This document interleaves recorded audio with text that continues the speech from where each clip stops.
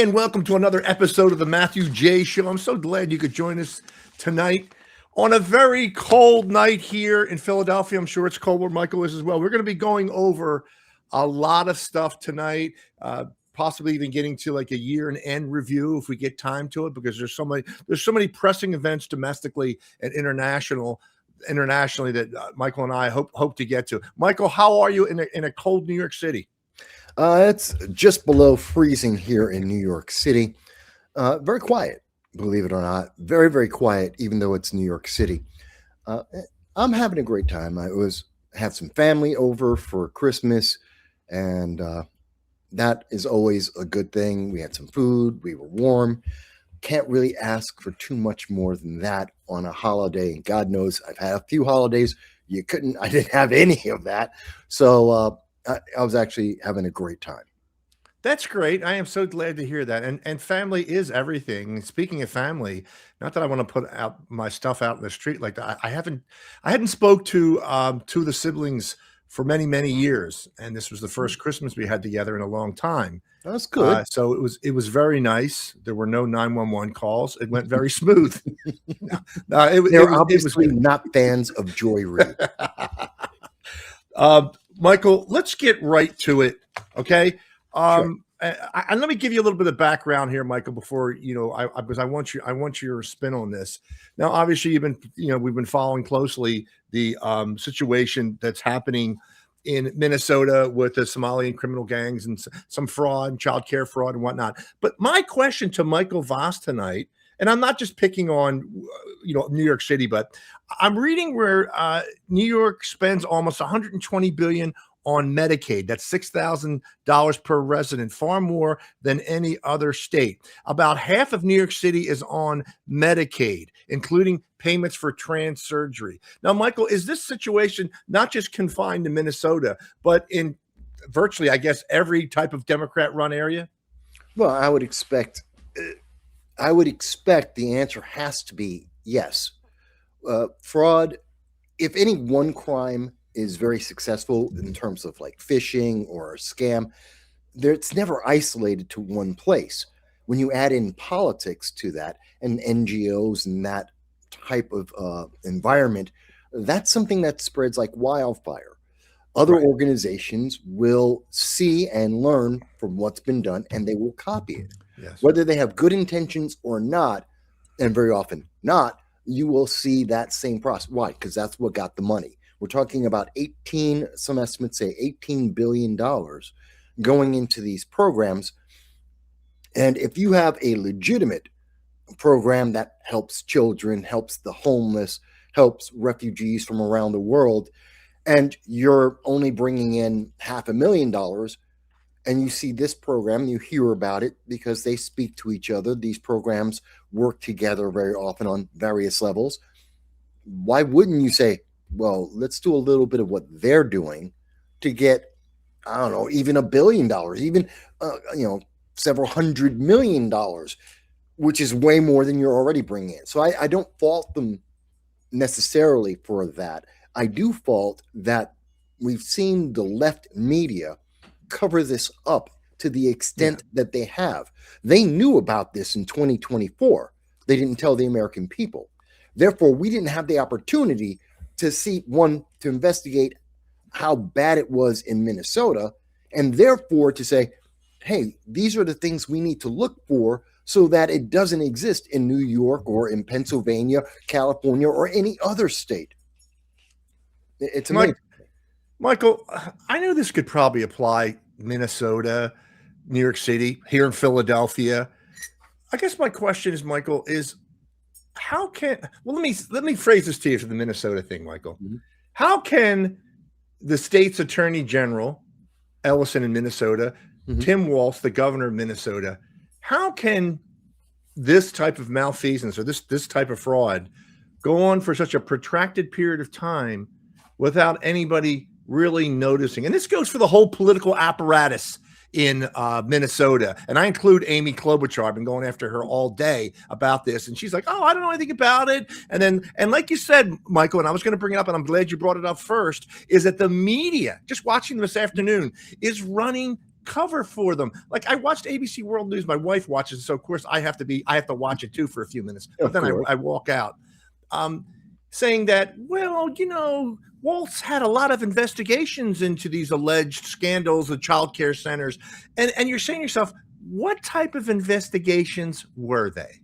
Well, obviously he didn't have investigation because a YouTuber, and not large YouTuber, two-man crew walks on in and they're able to track down, I've heard anywhere from 4 million for any one location and up to $100 million of scammed money. Big money, Mike. That's a lot of money. And this is a guy, now I'm not downplaying him. Nick Shirley is his name. I'm not trying to take anything away from what he did, but he was one small YouTuber, and he was able to find this information and present it to the public in 42 minutes. You mean to tell me ABC, 10,000 employees, CBS, 10,000 employees, the New York Times, 10,000 employees, Washington Post, you name your major news media organization, they have tens of thousands of employees, and you mean to tell me in every major city, and not one of them could have heard the rumor in the politics saying, there seems to be a bunch of money. And we know that the Minnesota government did question several times from 2018 up until 2024. They did question several times these escalating amounts that were being given away in Minnesota to these organizations. So the rumor was out there. The media obviously would have heard about that. None of them investigated. It took this one guy, apparently, a week, a day, to go through and suddenly expose what they could have exposed years ago. And why didn't they?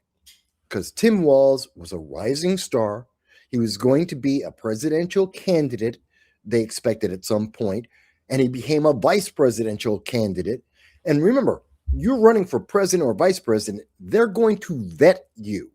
That means they're going to look at your entire history, and they should find things like, stolen valor. You are claiming you got a rank you didn't actually have, that you were in combat when you weren't. They're going to check out your finances. They're going to check your work history and see, are there any skeletons, any scandals that haven't come out or might be coming out or already have come out and were died down? They're going to be looking for all of that. And you mean to tell me in that investigation on the presidential level, in the White House press pool, no one figured out, hey, look what's happening in Minnesota. That seems very suspicious. And I have to say, if they weren't willing to reveal that for Minnesota with Tim Walz, let's see, Gavin Newsom, he's running for president. He's made no bones about that. What's going on in California? Michael, let's get to the meat of the matter. Yeah. Is this money, Michael, that's been this we're talking billions, right? Hundreds of millions at least. Billions. Did it make its way back to Democrat campaign coffers? Did it make its way back to politicians? Your best guess on it. Invariably, it had to. That's what was feeding this. Now, it could have been, and we know some of the individuals connected to some of these scams were business owners that had restaurants where Ilhan Omar would go, and she was doing fundraisers in those organizations. Some of those individuals were and are donors to Ilhan Omar, amongst other Democrats. So, yeah, whether it's direct or indirect, whether it was honest or not honest, money did go back to Democrats from the funding that was coming from the federal government that was meant for children that never touched children. And that's the portion that stayed in America. We're not even talking about the money that went over to Somalia, which we believe may have gone to help fund terrorism on a global basis. I mean, this is a problem. And again, how many other states did this happen in?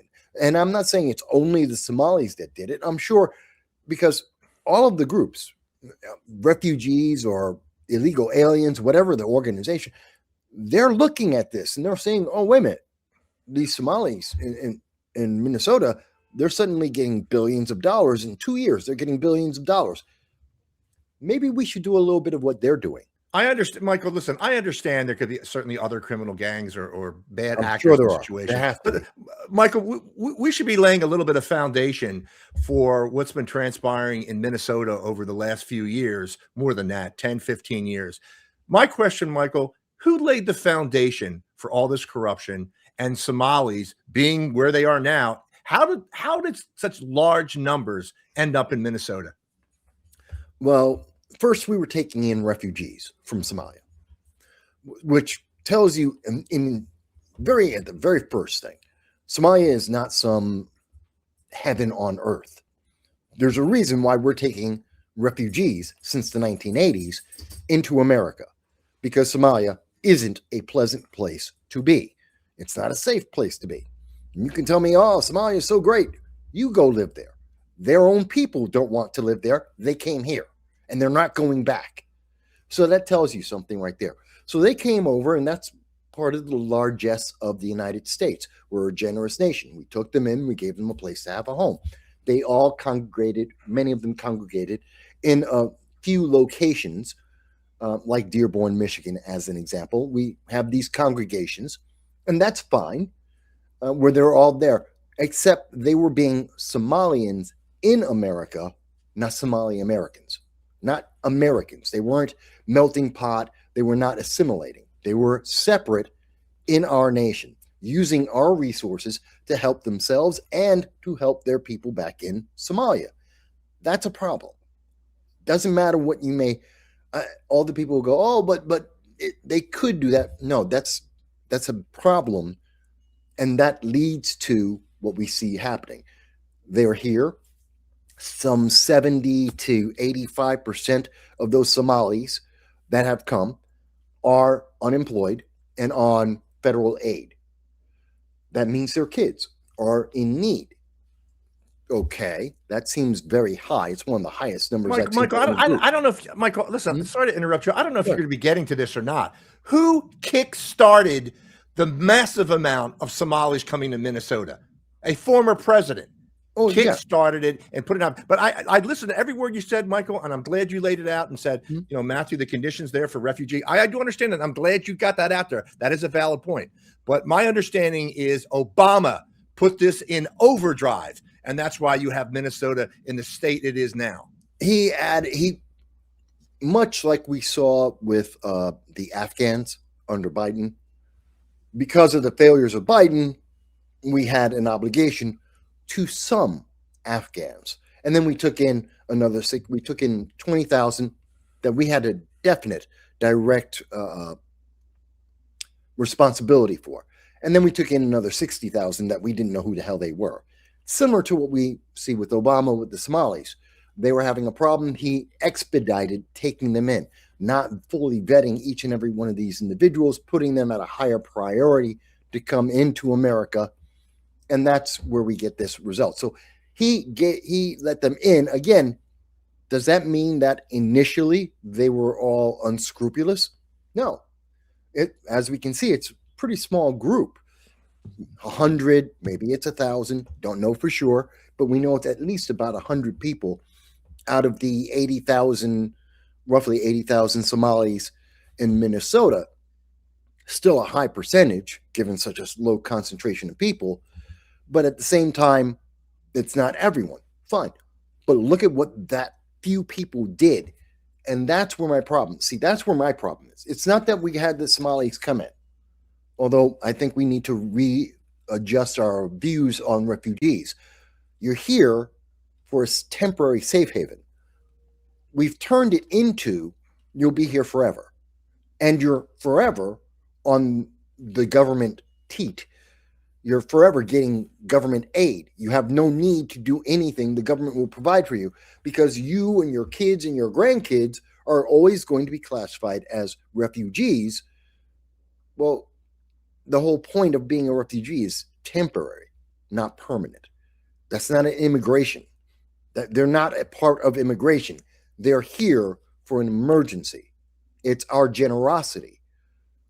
And I now it's agree. becoming abused. Michael, do you concur what came out in the last couple hours that the Trump administration is temporarily stopping federal funding to child care centers in Minnesota until they find out exactly the extent of the fraud? Do you concur that that was a prudent move by the Trump administration? I'm surprised it didn't happen sooner. I know we froze a lot of the refugee process and certain forms of immigration. We've frozen it because of this. That was a good first step. Second step, or even simultaneous, shut off the funding. Shut down, I would suggest, shut down all federal funding to Minnesota. Because we don't know if there's this much corruption in just that one community on these very few aspects, how much corruption is in the rest of Minnesota. Crime begets more crime. If this is happening, other criminals would have seen it, saw that Minnesota is open to this corruption on a political basis, and they would have integrated into that. So I'd shut down the entire state until we could determine what programs are actually clean and doing their job and which ones aren't. Michael, do you think harsh? It's not. Do you think the corruption actually ends at this child care scandal? Oh, or is it do the tentacles, if this is happening, Michael, then election fraud must also be rampant in Minnesota and most Democrat-run jurisdictions? I would tie the two together. I can't. One doesn't necessarily mean the other, although we do see that, as we were mentioning, there are ties to Ilhan Omar, to several of the elected officials on the local and state level that are tied to this. Again, many of the people who were involved, who've been arrested and found guilty already, have direct ties to the Democratic Party, their donors and sponsors. So there is a problem in that aspect. Now, does that connect to election fraud? Well, not necessarily. Although that, again, is why I say shut down everything on a federal level. We need to investigate, because it is possible. If they're willing to lie about taking care of children and those who are ill, those who are in great need, why wouldn't they lie? Michael, these are Democrat officials. They knew this was going on. Yes. I guess what I'm trying to get at, and you don't have to agree with me, Michael, is that if they let that go on to this magnitude, I don't think they have a lot of problem with election malfeasance either. That's all the point I was making. Well, it's possible. I can't say yes, because we don't have a clear picture of how much corruption and in how many directions. It could be the entire state is corrupt, and there could be dozens of these kinds of problems happening on every level of government operation. And considering Tim Walz, he's more busy trying to cover this up and to minimize it. And, we talk about this, they're going to call you and me, we're racist. Oh, we're racist because we're talking about Somalis and a scam and a scandal that is in the billions of dollars and potential corruption throughout an entire state. And we're racist for talking about it without regard to the fact that there is a factual basis for our question, and it deserves to be answered. In fact, it's not deserved. There's an obligation to answer this, both for the citizens of Minnesota and also for the entire nation. Because if it's happening there, it is highly probable that it's happening in multiple other locations across this country. It is costing us potentially hundreds of billions of dollars, and we need to eliminate this. This is corruption that does not need to exist. Well, Michael, I want you to extrapolate what you're saying right now, and just to get your thoughts on this. If this is happening, if it's happening and it is proven in court and whatnot, what do you think of a couple of years ago when you had all the COVID money going out? Big, $1 or $2 trillion. What do you think was happening then, Michael, if all this stuff was so well embedded into a lot of the, state bureaucracy and people getting loans that shouldn't have been getting loans? I mean, how deep is the well? Well, we know for a fact that there was massive corruption with the PPP loans. These were loans during COVID to businesses across America. And we know for a fact that there was massive corruption. Much of that money has never been repaid and never will be. It was never really intended to ever be repaid. We know that there was corruption on multiple of that money. Again, this is another symptom of we have a very bloated system that no one wants to look at with a fine-tooth comb that allows for corruption. And we have seen a lot of that corruption has come from the Democratic Party because these are their policies that are enabling these things to happen. These are Democratic policies that are being used, not Republican policies. These are, by and large, over 80-90% of them are Democratic initiatives that are being abused, not Republican ones. And they're being done in bluer than blue states by individuals who are directly connected or sometimes tangentially connected to the Democratic Party. But I won't say it's only Democrats that have done that. Crime is done by people across the board.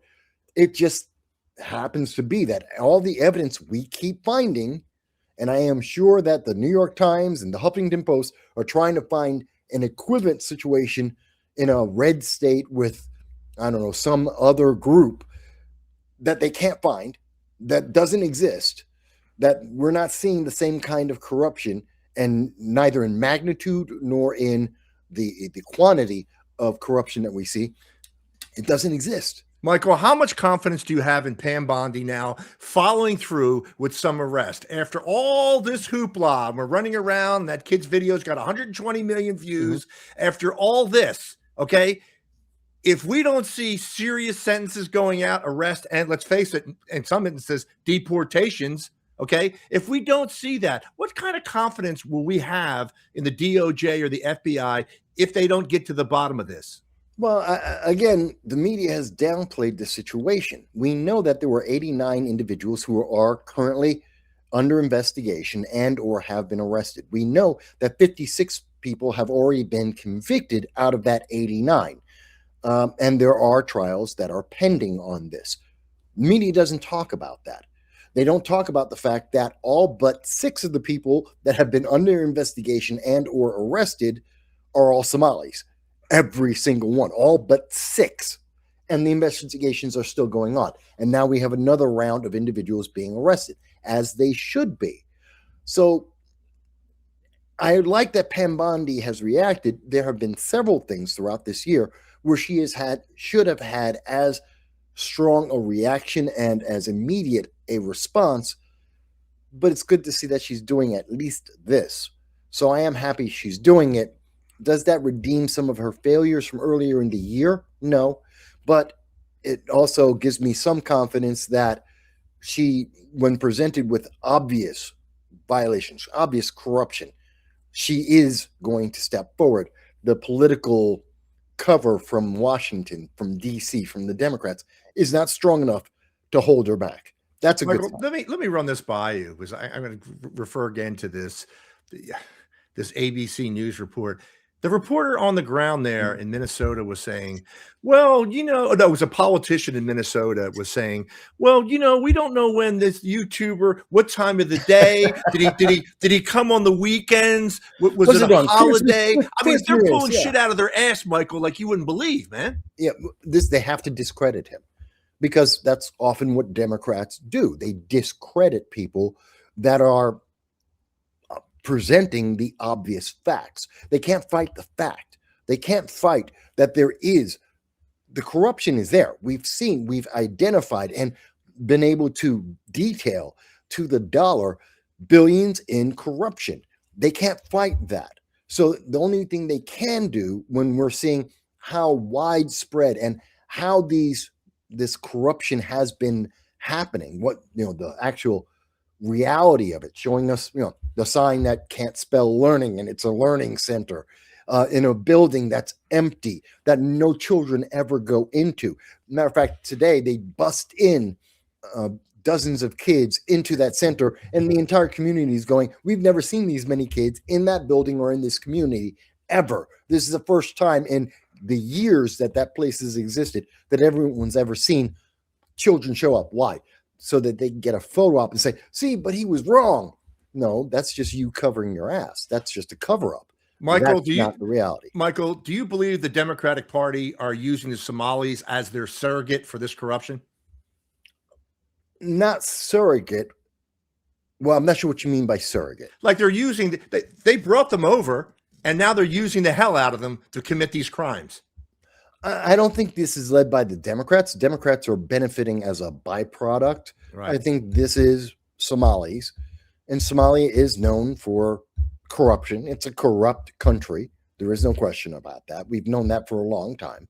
And some of the corrupt elements of Somalia have come to America, took the opportunity to abuse the system, and Democrats were more than happy to allow it to happen because they get a benefit. Again, there's kickback. Many of the Democrats in the state are getting directly and indirectly some of the money that's being squeezed out of the system. They didn't have a reason to stop this. It was good for them, and they got all the votes. The Somalis voted, and we can understand now. You're voting 100%, or not 100%, but in majority, they're voting as a block for Democrats because, well, what? There could be, and we've seen this, some of the families, they're getting what, $5,000 to claim that their kid's going to a center that they never actually go to because it's $5,000 free, clear, and untaxed. I can understand why the family would do that. And they're told, by the way, next year, do you want to get $7,000? Fantastic. You have to vote Democrat. Michael, Okay. The Minnesota State Senate is controlled by the Republicans. Why no action prior to this? Because the corruption doesn't, and I've said, it's not just with Democrats. There are Republicans that are corrupt in this process too. I agree. Haven't identified them all. Michael, in this instance, and again, I'm not trying to push it one way or the other. I'm still trying to gather information on it. If you had to put numbers on it, 90-10 Democrats as far as leading the corruption, or Republicans, you wouldn't say it's 50-50, would you? No, it's not 50-50 because Minnesota isn't a 50-50. It's not a purple state. And it is a heavily Democrat state in terms of the leadership and the elected officials. So overwhelmingly, you'd see 70% or so are Democrats because that's the makeup of their legislature. That's the makeup of the government, is heavily, well over 2/3 Democratic. So yeah, I would expect that would be the same kind of proportion. Michael, do you see down the road that Tim Walz is going to resign? No. He thinks it's not that big. It's not that big of a scandal. It is that big. He's getting a lot of cover because Democrats, they've got to make it through 2026. They got to get through the midterms. So if he, in defeat and in ambition of the scandal and how widespread it is and how much he had failed, and he's been protected all this time. He was a vice presidential candidate. No one would say anything. That makes every Democrat look bad. That means they get less votes in the 2026 midterms. They have less of a chance to be able to win the House or the Senate. So they have to protect him at least until November. At that point, then he can suffer the consequences because he's no longer needed. But they've got to keep him in. They've got to make this as small issue as possible and try and make him as innocent as possible so that they can maintain their momentum, what they think is Michael, their momentum. Do you believe that this is something the Republicans, and maybe the wrong word is exploit for the midterms? I think you may have mentioned it briefly early, Michael, that Gavin Newsom, look what he's done to California. I mean, you could write a book about what he's done and destroyed the state.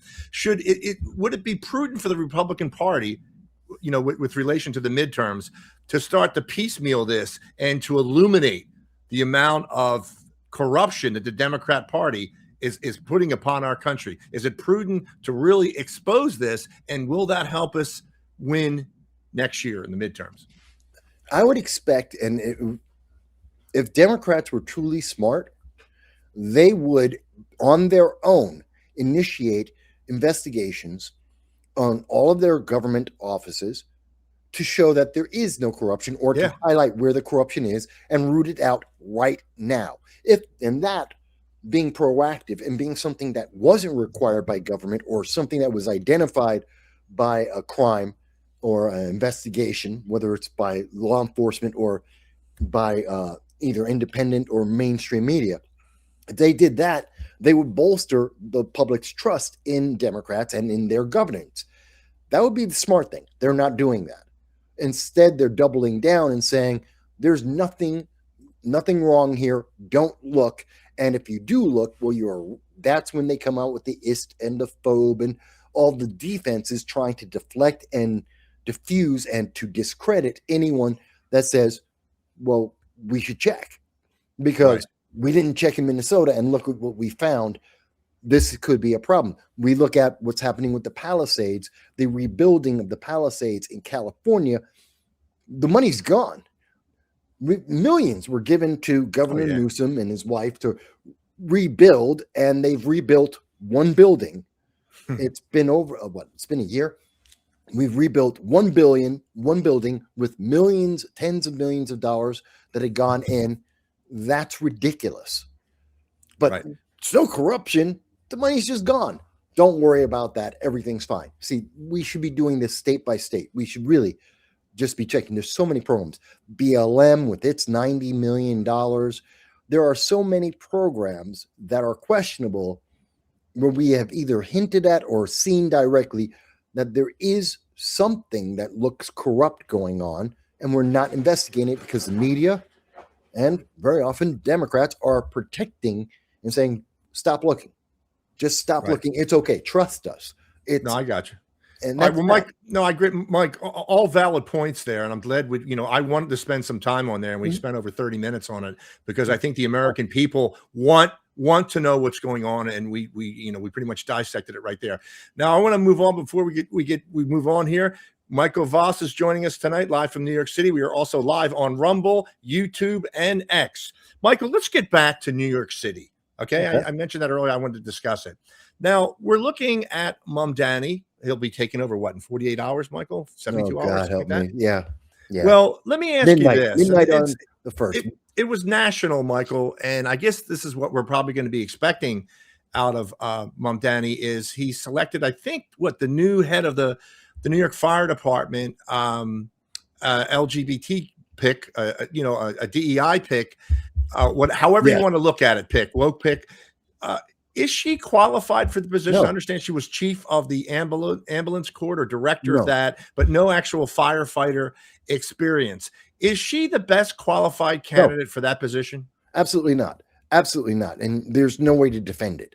She is a 30-year veteran of EMS, emergency medical services. So a lot of people would think of the first responders there, the guys with the stretchers and the ambulance going to see if anyone's injured. That has nothing to do with fighting a fire. I'm not saying that they're not important individuals, and they do work in tandem very much and very closely with the fire department. Fantastic. Essential service. I have no complaints that she's qualified at EMS. She has never spent a single day as a firefighter, and for whatever reason, she's never done that. She knows nothing about the fire department. She knows tons about emergency medical services. She knows nothing about firefighting. She does not deserve that position. She got it because she's a woman of color and she's the alphabet, LGB plus, whatever. That's why she got the job, because it's a virtue signal. The problem here is that means people will die. Wow. There is no way to sugarcoat that, although the Democrats are trying to. Well, she's a woman. You're anti-woman if you're against her. You're anti-race because of her. You're anti-LGBT community if you don't support her. Those are all lies. None of those things have anything to do with her qualification to do the job. They're like, but she's a woman. That's not a qualification. She's gay or whatever. That's not a qualification. Who she sleeps with is not a qualification. Does she know how to be a firefighter and what firefighters need to do the job, put out fires? She knows nothing. Therefore, Michael, is the New York Fire Department the largest fire department in the country? I believe so. Yes. Yeah, I believe it is too. And it is scary. And I do believe when you say that this could actually cost lives. Oh, guaranteed. Now, based on Mr. Mamdani's selection there, And, some people were trying to say to me, oh, he might surprise you, Matthew. He may, do all the administrative things right. I No way. don't believe that's going to be the case. I think he's going to come in with a big, big splash. But my question to Michael Voss is, do you see the exiting from the ranks as we are seeing in early retirements as in the NYPD affecting the NYFD the same way?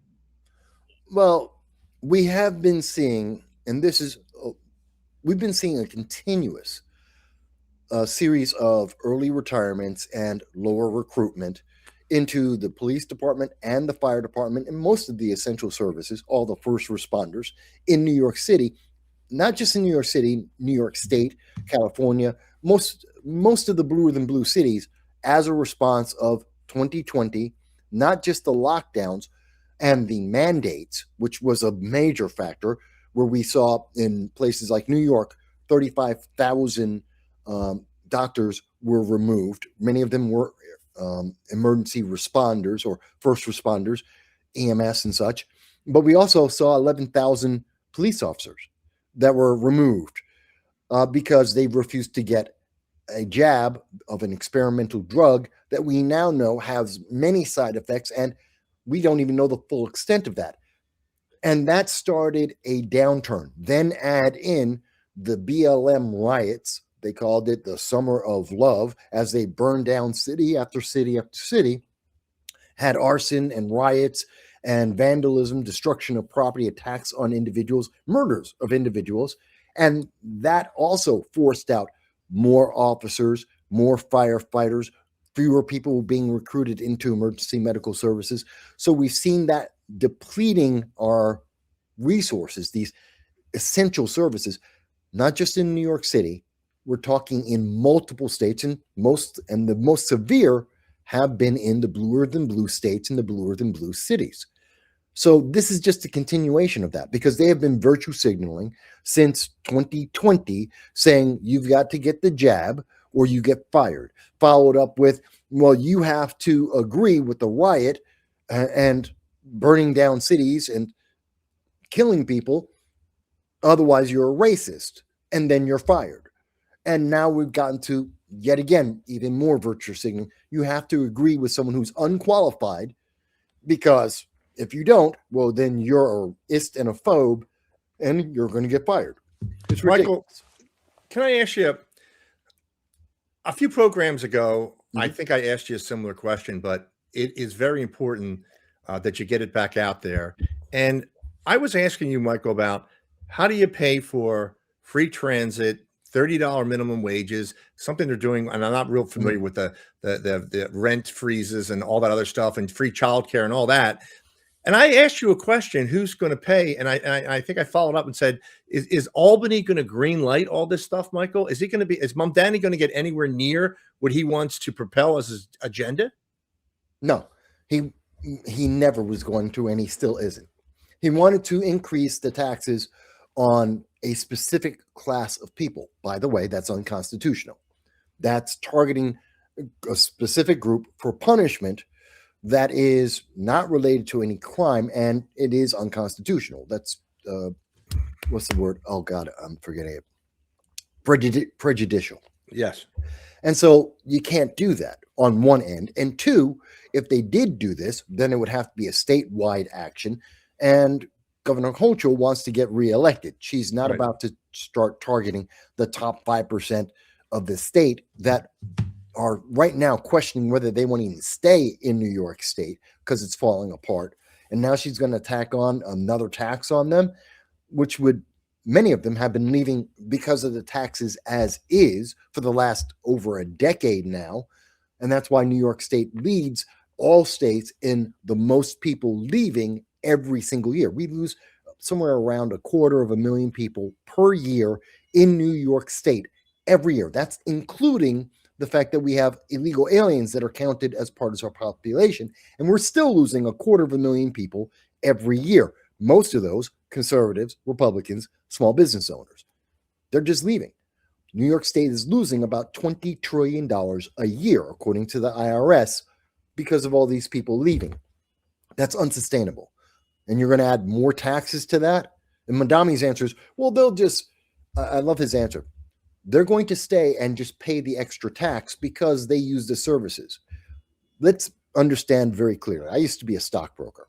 I've made incomes in the six figures before in my life. And I know many people when I was working down in Wall Street and in that environment, I knew many people who were making $500,000, $750,000, $1 million and more a year. I can tell you, none of them took the subway. None of them took the bus. You didn't need to. You could afford to get a taxi, what we would call a black car, which is basically an Uber now. You'd get that. It's paid for by the business, or you could just flat out afford it. You're not going where the masses are because it's not efficient and effective, and you can afford better comfort. So no, they're not taking the same services. Let me see. I make $1 million a year. How likely am I to use Obamacare for my medical services? You're not. You're going to go directly to the doctor and pay in cash, or you have a Cadillac healthcare plan. So it doesn't make sense. Why would they stay and pay extra money for something they get no benefit from? No, I agree. That's well said. Now, Michael, I want to stay with New York politics and the governor's race, which what's another year away. But I had Larry Sharp, as you know. I interviewed him. It was a great interview, a sound guy. He has a lot of great ideas. And you have, I think Stefanik dropped out of the New York governor's race. Oh, yeah. What is the overall current picture for the New York governor race as it stands today? There are 4 candidates, of which 3 are declared. Kathy Hochul hasn't declared, but it's presumed that she's going to run again for the governor's race. So she would be the 4th. There's her current lieutenant governor, a former congressman, that's Antonio Delgado. He used to be in charge of the New York 19th district. He abandoned those people to become the lieutenant governor because it's an easier job. He doesn't have to do anything, and he gets paid a lot of money. As opposed to being a congressman, he was going to lose his election, his congressional race. So he went and said, hey, I'll be the race card for, he's the black guy working in her government. He gets paid, and you've never heard about him. You don't see him do anything because he's useless. I followed him as a congressman. Useless. Only thing he had is, I'm black. That's literally his main reason for being elected. You've got Bruce Blakeman. He's a Republican. He's a very big fish in Long Island. He is completely unknown anywhere outside of Long Island, including in New York City. Nobody knows who he is. No one cares. That's not to say that Bruce Blakeman is a bad man. He's not. I'm not saying that he's ineffective. I'm not saying that either. I'm saying that if you're on Long Island, if you're in Nassau County, he is a great county executive. He's done a lot. And he gets votes from Democrats and independents and Republicans. Great. But if you're from Tioga County, you don't know him and you don't care. If you're from Oneida County, if you live in Rome, New York, you don't know who he is and you don't care. All of that I've just mentioned, that he's doing fantastic and Democrats vote for him in Long Island, mean nothing to you. And that's Bruce's problem. He's 30%. Most of the recent polling says he's at least unknown to New York State by 30%. And by the way, if you go to his website right now, he has no policies. Not one. Why would I vote for somebody? And I'm a Republican. I'm a conservative Republican. I've run as a Republican for Congress. And I have to say, why would I vote for Bruce Blakeman? He's a big fish in a very small pond. That's Long Island. And he has no policies. Not one. He's told me, yeah, he's going to cut taxes. How? He's going to make New York safe. How? He has no answer. Michael, do you think that Larry Sharp has a better chance than previous attempts to be governor of New York? Yes. And I do support Larry. And if I had, some people may not be aware. Yes, I'm a conservative Republican, and I support Larry Sharp, who is a libertarian. Because he, again, using the same example I did with Bruce Blakeman, You can go right now to Larry Sharp's website. You can look up his policies, and he has a huge page of exact policies on issues that everyone has a concern about. He has an 8-hour video of discussing all of his policies to address the concerns of pretty much most of the people of New York State. I can vote for that. Doesn't mean I agree with all of his policies. I don't. And I know Larry personally. I told him to his face. I've told him in interviews before. I don't agree with all of his policies and his ideology, but I agree with more of it than empty promises that all the other candidates are providing. Michael, do you believe Larry Sharp is the hardest working candidate for governor that many people have seen in many years? I look at some of his stuff. He's all over the place in New York. He's traveled to every county in New York State. He's in the middle of his eighth trip to every single county, 62 counties throughout the state. He's done this for 8 years. That's interesting. We're going to follow that. And I'm certainly we're going to be asking you more questions about that. Now, Michael, I want to move around here if you don't mind. I actually want to ask you.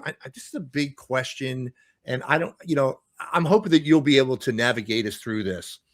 And I know this will draw emotions when I even say the name, but Nick Fuentes and people like Nick Fuentes. And I monitor his site along with other people that are in a similar vein as his, because he does attract a pretty big audience, particularly people under the age of 30. However, here's my question to you, Michael. I look with Nick Fuentes' agenda, and he pounds Trump every day and just says, Trump's not doing this, he's not doing that. Inflation's still problems, where overseas wars, all these kinds of things. And then I go on the site. I'm going to be honest with you. I go on the site. I get ripped apart by his followers, but I get a lot of responses out of this, and I'm curious to see what's going on in the whole Fuentes world and how he has 1 million+ followers. But my question to you, Michael, is Nick Fuentes says, "Okay, the Republican Party's useless. Let's get.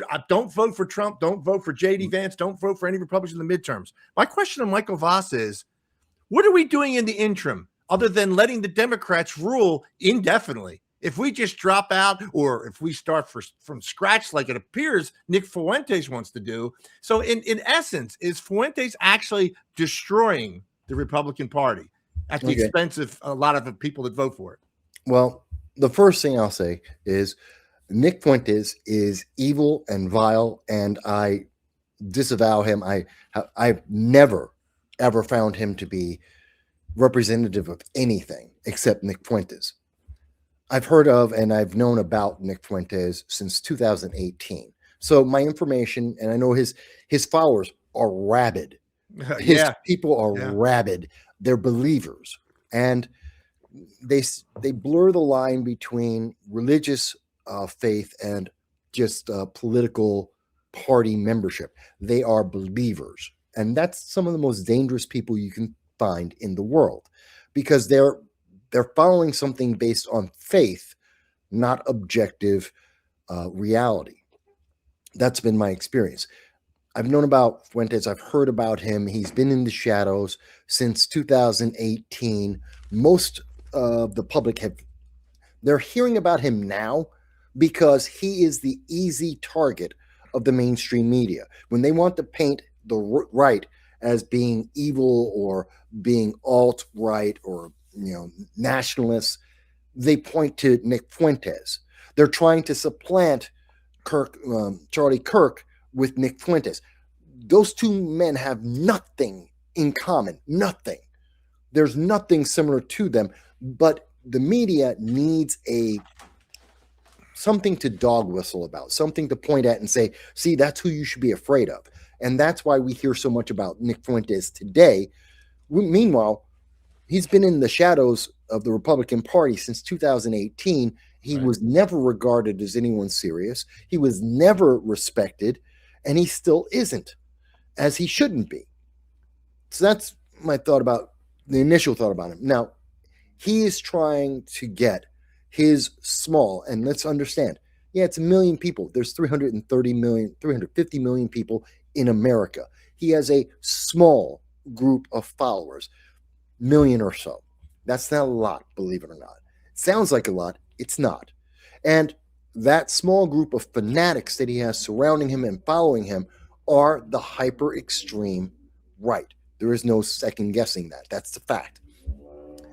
He can't convince Republicans that aren't extremist radicals. He is the equivalent of Antifa for the right. That's how extreme he is. There's Antifa, there's Nick Fuentes. They're examples of the extremes.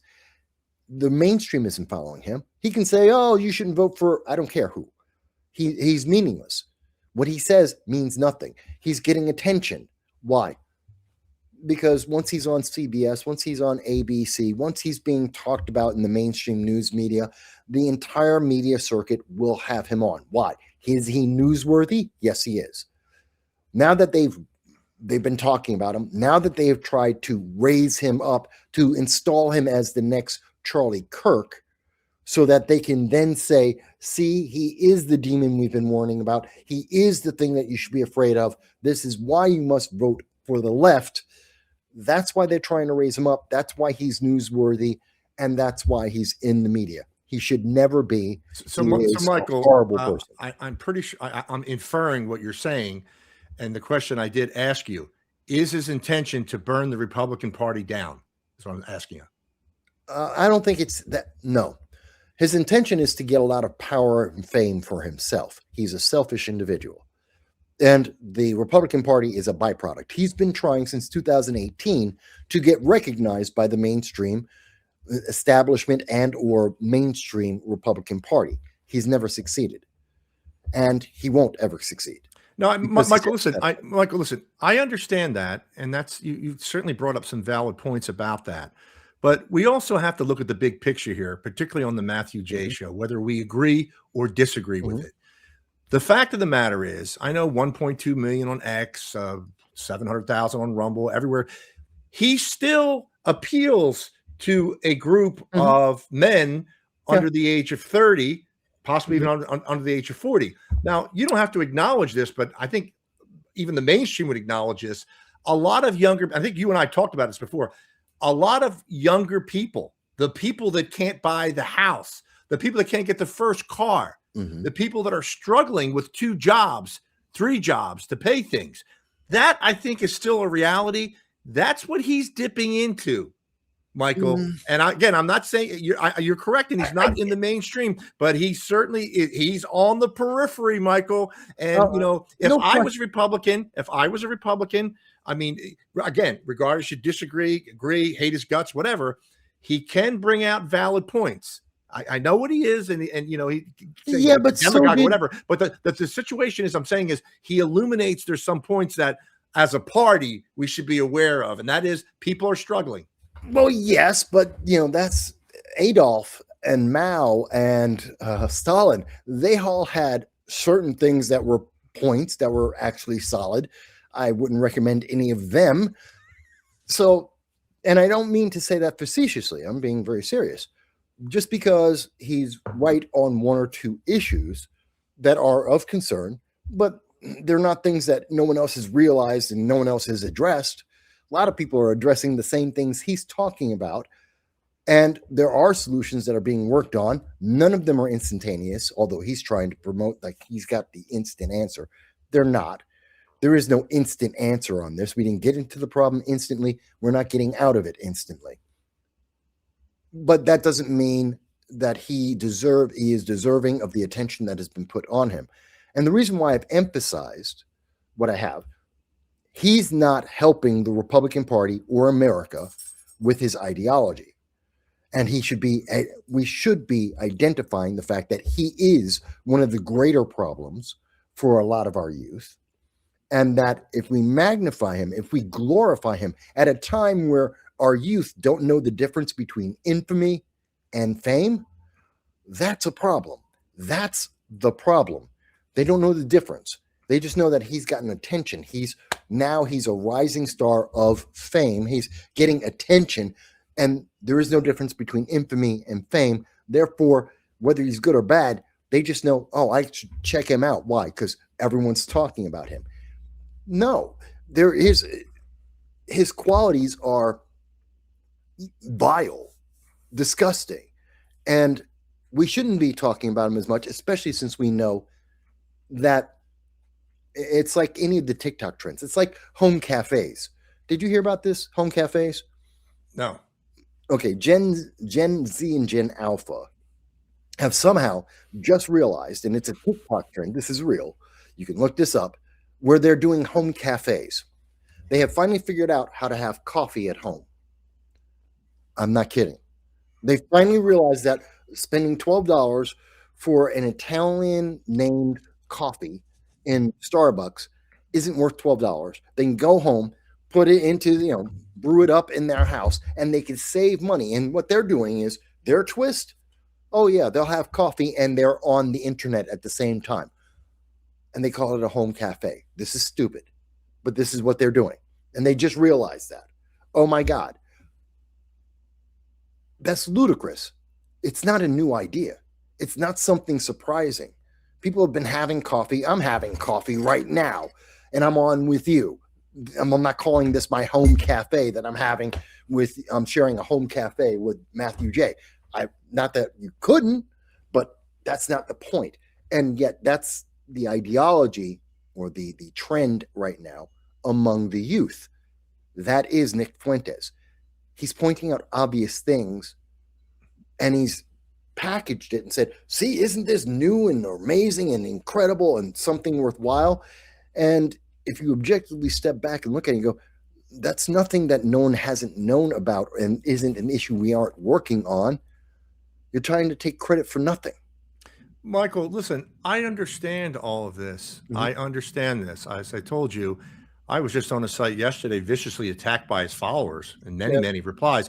All I said is this is all I said in reply to Fuentes. I'm pretty sure he probably sees it because I get large numbers and views. Do you realize that you're giving all the levers of power to the Democrats by saying you never vote for Trump or never vote for JD Vance or any Republican? Okay. And all the responses, the majority of the responses from the gropers or whatever they call themselves was, you're the reason we have problems, old timer, and all this other stuff. We have to, we have to wipe it clean. But what I'm getting at here, Michael, he's not, and I'm not trying to, piss you off or anything. He's not a flash in the pan. He's going to be around, and he is getting bigger. The unfortunate part about this, and we'll get to talk about this, is the horrible assassination of Charlie Kirk somewhat elevated him to a different level where more people are paying attention. He's on Piers Morgan. He's on Tucker Carlson. I don't know, Megyn Kelly. He's everywhere. Doesn't mean he's right. But Michael, he is being elevated, whether right, wrong, or indifferent. And I have to add this again. I know you're not going to agree with this. A lot of the stuff he breaks down. When I watched the 2-hour Piers Morgan interview, he sliced and diced Piers Morgan. I mean, just sliced and diced him with no problem. Okay. Yeah, but the thing is, he's out there. He does bring up some legitimate points, and I know he's way out in the stratosphere on others. But it's somebody you want to keep an eye on because he does have a certain degree of influence. No, the scariest thing, and I understand all that you're saying. I'm not disagreeing with those things. My explicit point is that he is being elevated for a purpose. Look at who is elevating him and why. He is not rising up to replace Charlie Kirk. He is being pushed into a role to replace Charlie Kirk, which he's happy to do because it benefits him. Very selfish. But Charlie Kirk was a great symbol for anyone on the right or even independents by saying, this is an individual who would have a conversation with you. Whether you agreed or disagreed, he would passionately go through the issue with you and explain his point of view, which was great for the right, conservatives, and many others. Great. When he went away, Nick Fuentes isn't someone who sits and calmly talks about his positions passionately on something that is beneficial to America. He's talking about his selfish points of view. Did he tear apart Piers Morgan? Many people have. That's not an accomplishment. And quite honestly, Matthew, you and I, we probably could too, depending on what the subject is that we talk to Pierce with. if it's He's First got, yeah, Amendment, Michael, just for the record, with Pierce Morgan, he's gotten mad at me, and he got no big fight with me. And I got over 1 million views on it. And plus, I got a lot of solid people that started following me around the world, reporters and whatnot, because they hate Pierce so much. But that's beside the point. Go ahead. Pierce he's good at what he does, which is a little bit more theatrical than what you and I do. Yeah. And I understand it. I'm not holding him back. I mean, let him make his money. Great. He's good at what he does. So when people who are more serious really address very specific issues, you're going to blow him up. Many people have. That's how Ben Shapiro got to be known in the first place. He made his bones blowing up Pierce. And that's not that hard. What we should be terrified of is that people are telling us that Charlie Kirk is the equivalent of Nick Fuentes, and Fuentes is going to replace Michael. They hated each other. They hated each other. Of course they did. And listen, I'm not trying to be combative with you, but from what I can ascertain, Fuentes asked multiple times to have a debate with Charlie Kirk, and he said absolutely not. I'm sure Kirk and TP USA had many reasons, like we don't want to give him a platform or anything like that. Yeah. But there were attempts for it, and I'm not suggesting that the Charlie Kirk crowd has all of a sudden maneuvered over to the Fuentes crowd. Like you said, they're two separate people there as far as beliefs and whatnot. Yeah. But look who is doing it. It's the left. And again, the reason why they're doing that is because Fuentes is their dream. He is something that the left can look at and go, I'm afraid. He's getting power. He's getting to be a position of power. Therefore, I have to vote left. I have to vote even when it's not in your best interest, even when it's going to, right. The policies are going to fail. That's why they're raising him up. That's why he's getting attention. He's been around since 2018. No one cared. They care now because he's being pushed into a role that is beneficial for the left. I got you, Michael. Listen, we'll go from that because we got so much more to cover. Okay. They're just joining us. Welcome aboard. Michael Voss is joining us tonight. We're live on YouTube, Rumble, and X. Michael, let me go over to the UK now. Mm-hmm. And we had a discussion about this. It was months ago, but I'm going to need your expertise on this again. This was trending yesterday, Michael, all over X. UK government internal job posting was leaked for an 81 million pound position, which is, I guess, is roughly about 90,000 a year, for a digital ID director. This is happening in Britain. Eventually you'll need it to work, bank, shop, school, healthcare. But initially, the government is rolling it out like, well, you want to fight all this illegal immigration and people coming on the boat, so we all need digital ID. It looks like, Michael, the UK is moving forward with it. Now, I think I've asked you this question before, and you've been able to really lay it out way better than I ever could. What are the dangers? How concerned should we be? I know that's over in the UK, but how concerned should we be that stuff makes it over here in a big way? The UK, with their Online Safety Act and Digital ID, are the testing ground, and they will then import their proven policies into the United States. It is absolutely terrifying. It is Big Brother. It is giving up your life to the micromanagement of government. Mm-hmm. There is no free speech if you have digital ID. They will be able to track everything you do, everywhere you go. This also is a component of having digital currency, governmental currency. This is it's a BCDG or BCDG. No, I'm sorry. It's government digital currency. Sorry, it has an abbreviation. I always forget what it is. And this is the ability of the government to not only track every purchase you've ever made to every business and any individual that you've made a purchase to, but also the ability to turn off your money, to be able to devalue all of your saving in an instant at a keystroke. And this could be done by someone who's legitimately saying, well, you may be a danger to the public, as well as someone who goes, I don't like the way you voted. I don't like your tweet. It can be abused by anyone in the government, and it will detrimentally follow you. You have no more secrets. You have no more freedom. And that's the problem with digital ID, which also goes into the currency, which also goes into the Online Safety Act. And they will tell you that they're doing this to protect you and your kids. We're protecting kids. Really? Then why do you keep targeting adults? That's just mind-blowing. You're targeting adults. All of the complaints we're seeing, all the charges, all the repercussions are going to adults, but it's supposed to be protecting kids. Well, why are adults involved in this? And they'll always say that because there's a reason why Reagan said the 9 most dangerous words you'll ever hear is, I'm from the government and I'm here to help. Why is that so terrifying? Because government always gets it wrong and government always wants more power. Michael, is it your belief Mhm. if these things are incorporated like they have the CCP does in China, Mhm. that this will all be controlled by AI, that it will be a machine or this form of intelligence, however you want to characterize it, will be making decisions like you're saying, like in China, you can't take a train today. Why? Because we didn't like your post, or you crossed against a red sign or something like that. Is it? I mean, I hope we're freedom loving people, Michael, but I think with the bought and sold media and whatnot and the wrong politicians in there, incrementally we could go into that, like right below the surface. It could just rise up. Most Americans would probably laugh at what you and I are saying. It's happening in the UK right now. It's happening in the US right now. People don't realize we're seeing the thought control already happening. We already know there are certain words you can't use in polite company. And those words aren't nearly as, we're not talking about offensive things like the N word.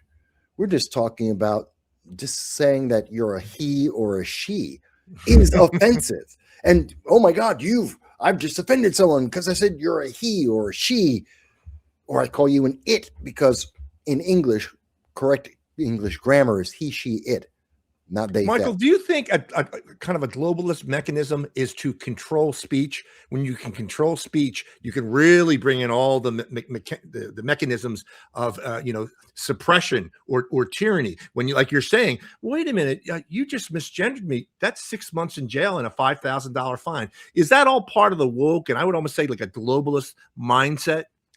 Yes, it's woke. Yes, it's intersectional politics. No, it's not globalist. It is absolutely virtuosing. And it is about control. And I think this is something that was happening regionally, and it spread. It was something amongst the academics. The academics passed it on to their students. Those students came into our communities, into businesses and jobs, and they promoted their ideology through those businesses, especially in entertainment, especially in news, which gave it even more of a reach. We exported it to countries, first world nations, like in England, the UK. They have run with that because they didn't have nearly as much freedom as us, nor as many protections on freedom as we do. So the government was able to take it even further than what we saw here in the United States. They've been refining it, and now they have a more refined wording and a more refined process that's coming back to us at the same time that we're getting AI, which AI is now being integrated into every aspect of our lives. Well, here's a problem. If AI is only as smart as the program that was created for it, that created it, and it will only have the bias that its creator puts into it. And people say, well, they're making it's not biased at all. Are you sure? Have you done the searches? Because I can tell you that I've gone through many things depending on your topic. In particular, I know when I've done some of my research on gun control, which I've been doing for 20 years now, and the resources, government sites and reports that I rely on for the last 20 years, that they don't cite. I can go into Chat GPT. They don't cite it. They don't bring it up. In fact, they will tell me, and you see this all the time, you'll ask a question of Chat GPT and some of these AI, and they will give you back the answer couched around an ideology. They will tell you things that you did not ask about, framing like, well, many people think there's been this many mass shootings in a year. I didn't ask you about mass shootings. I asked you about how many times a rifle has been used in a shooting in America. Well, we're talking about mass shootings. No, that isn't the question. But that's the thing it wants to push on me. Why? Michael, listen, I agree with you, and I want to ask you about this. I have Grok 4 or whatever Grok it is, and Elon Musk is running around saying, "Oh, isn't Grok great?" and it's giving you all the great information. You don't even got to use Google anymore. I agree with you. This guy, Elon, is talking about free speech and how everything is just so great, and I'm glad he did purchase Twitter, but unfortunately, we're back into almost a Twitter type mode. It's like, I don't know, put your money where your mouth is. Or Grok is, like you're saying, with all the AIs, Michael, they're all left leaning. So it's only what the programmers or whatever put into it. Well, Michael, that's going to be a real dangerous dystopian world in the future then, because people will think like, well, it's AI, it's neutral. It's not, like you're saying. It's never been neutral. It was never intended to be neutral. And its operation is not neutral, just like we've seen with government. It's being tainted, and it has an outcome. I like to say that it's like when we watch the news media, you see this during the elections, the presidential and midterms. All roads lead to a very preferred partisan ideology. If you follow the news, they're speaking about Republicans. The mainstream news media in the United States talks about Republicans in a very specific type of way to bias you slowly and steadily, week after week, month after month, until the next election. And therefore, your only choice is, we're going to talk about just voting one way. Great example, going back to when we were talking about Larry Sharpe, the New York governor's race. You hear about Hochul all the time. You kind of hear about Blakeman now. You don't hear about anyone else. Antonio Delgado doesn't get any press. They won't talk about Larry Sharpe. Well, why? Because they want you to only have two paths. And if you're going to pick between Blakeman and Hochul, they think that you'll pick Hochul because he's the incumbent. And they'll let you know about Blakeman, but they won't give you enough information to really evaluate him. You're on a guided path. And the goal is you're only going to vote one way. That's the same thing. AI does the exact same thing, except on a much bigger scale, much more frequently, and much more effectively. And that's a problem.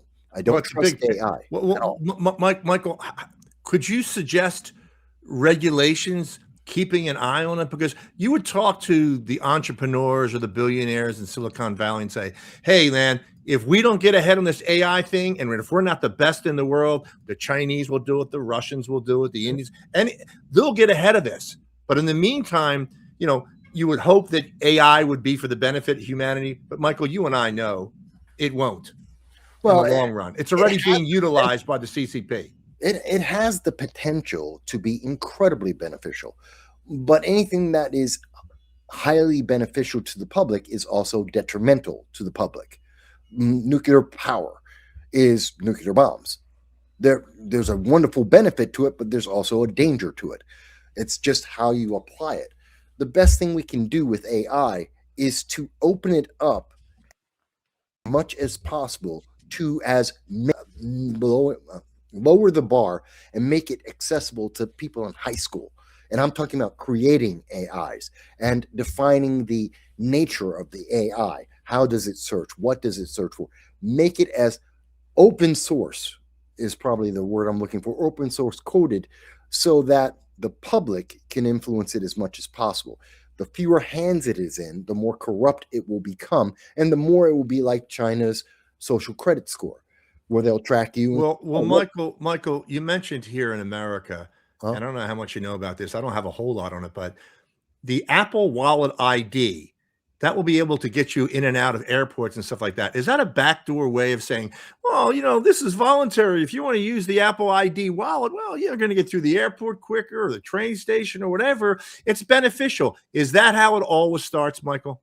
Well, isn't that a digital ID? And what's the difference? Because Apple owns it? Right. Who cares? It's the same thing. Now Apple is tracking you. And if Apple can track you, well, the government can go to Apple in a heartbeat and go, give us all the information you have. Oh, they would never do that. They did it under Biden. Why wouldn't they do it again? Don't tell me they won't do it, either because of money or, more importantly, because the government goes, yeah, and then we'll just shut down Apple or give us the information we want. and they give them the information. We've seen it happen over and over. And the fact that they're a multi-billion-dollar company, so is Meta, so is it was Twitter and Facebook and Google. They're all multi-trillion-dollar companies, and government told them, give us the data or else. And Michael, can I just make a I'm going to make a general observation here. Okay. If I'm Mr. Globalist over the last 5 years and I looked at how humanity complied with the dumbass restrictions and the double masking and taking the experimental injections and walking down the grocery aisles and arrows and stuff like that. If I was Mr. Globalist and said, boy, this was really successful, everybody danced to our tune. Why wouldn't I think I couldn't have digital ID, digital currency by 2030 based on, what I just said? They probably believe that this is a very doable thing. You and I know it's crazy, but they think, and they could be right, and this could be very dangerous, Michael, if they move forward with this, like the UK is already putting out, as I said earlier, putting out positions now, job titles and whatnot. They're going forward with it. Yeah, and they're going to do it, and it's going to become a reality.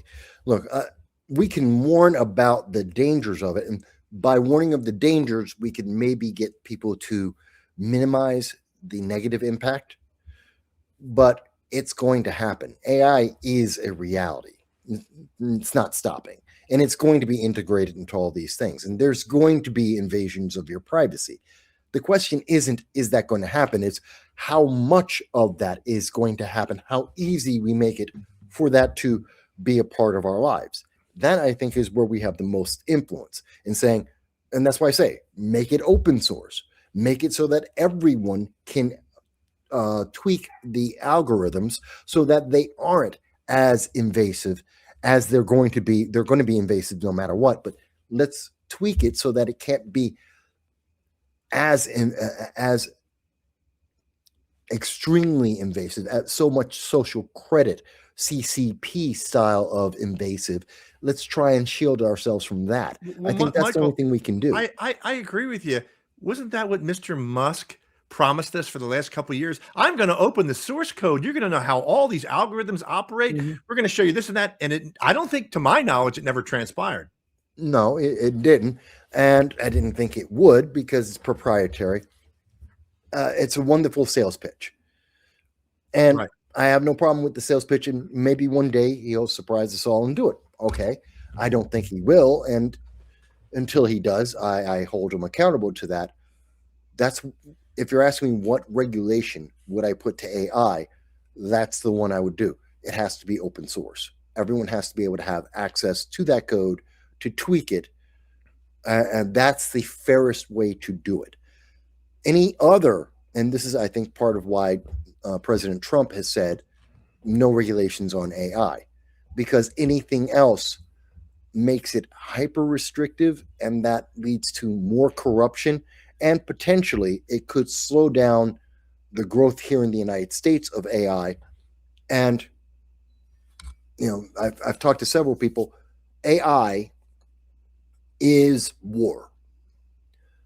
And when I say that, I mean, imagine governments, if they haven't, I'm sure they're working on this. All governments are working on this to some extent. You can use AI to attack the economy of your enemy. And if your enemy doesn't have an AI that can identify what's being done by computer programs to prevent that, then you're going to have your economy collapse. And it's something that no one will be able to identify fast enough to stop it because it's all computer versus computer. People say, well, that's not possible. About 1/5 to 1/3 of all the trades that happen in the United States in our stock exchanges right now are all program driven. Those are all programs. So, and I remember that's all since 2000, excuse me. Since 2000, the amount of computer program trading that's been going on has grown exponentially. Now you throw an AI in there. And that's going to make even more trades. Now, if you put in an AI that's purpose is to crash your enemy's economy, it is very doable. And you need an AI to counter that. That means we need to have the ability And again, I think open source code could do it, but we need the ability to have AIs that could defeat that and or threaten to do that to our enemies, which gives us basically another nuclear stockpile, this time with Michael, AI. it certainly sounds like you're talking about a national security issue at the end of the day there, aren't you? Absolutely. Absolutely. Listen, if we can get onto some breaking news. Sure. Well, actually, it's been breaking the last couple of days, Michael, just to get some thoughts on it.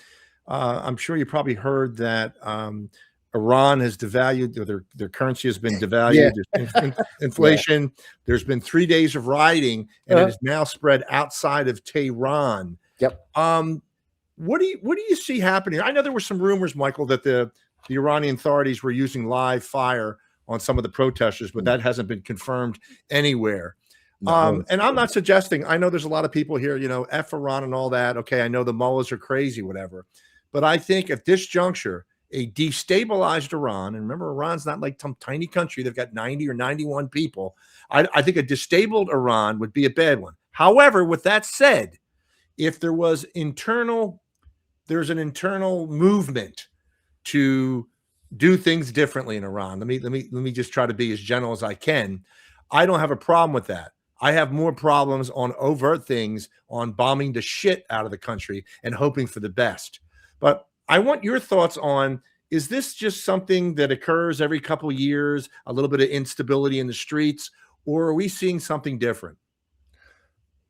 Well, it's a combination of a couple of things.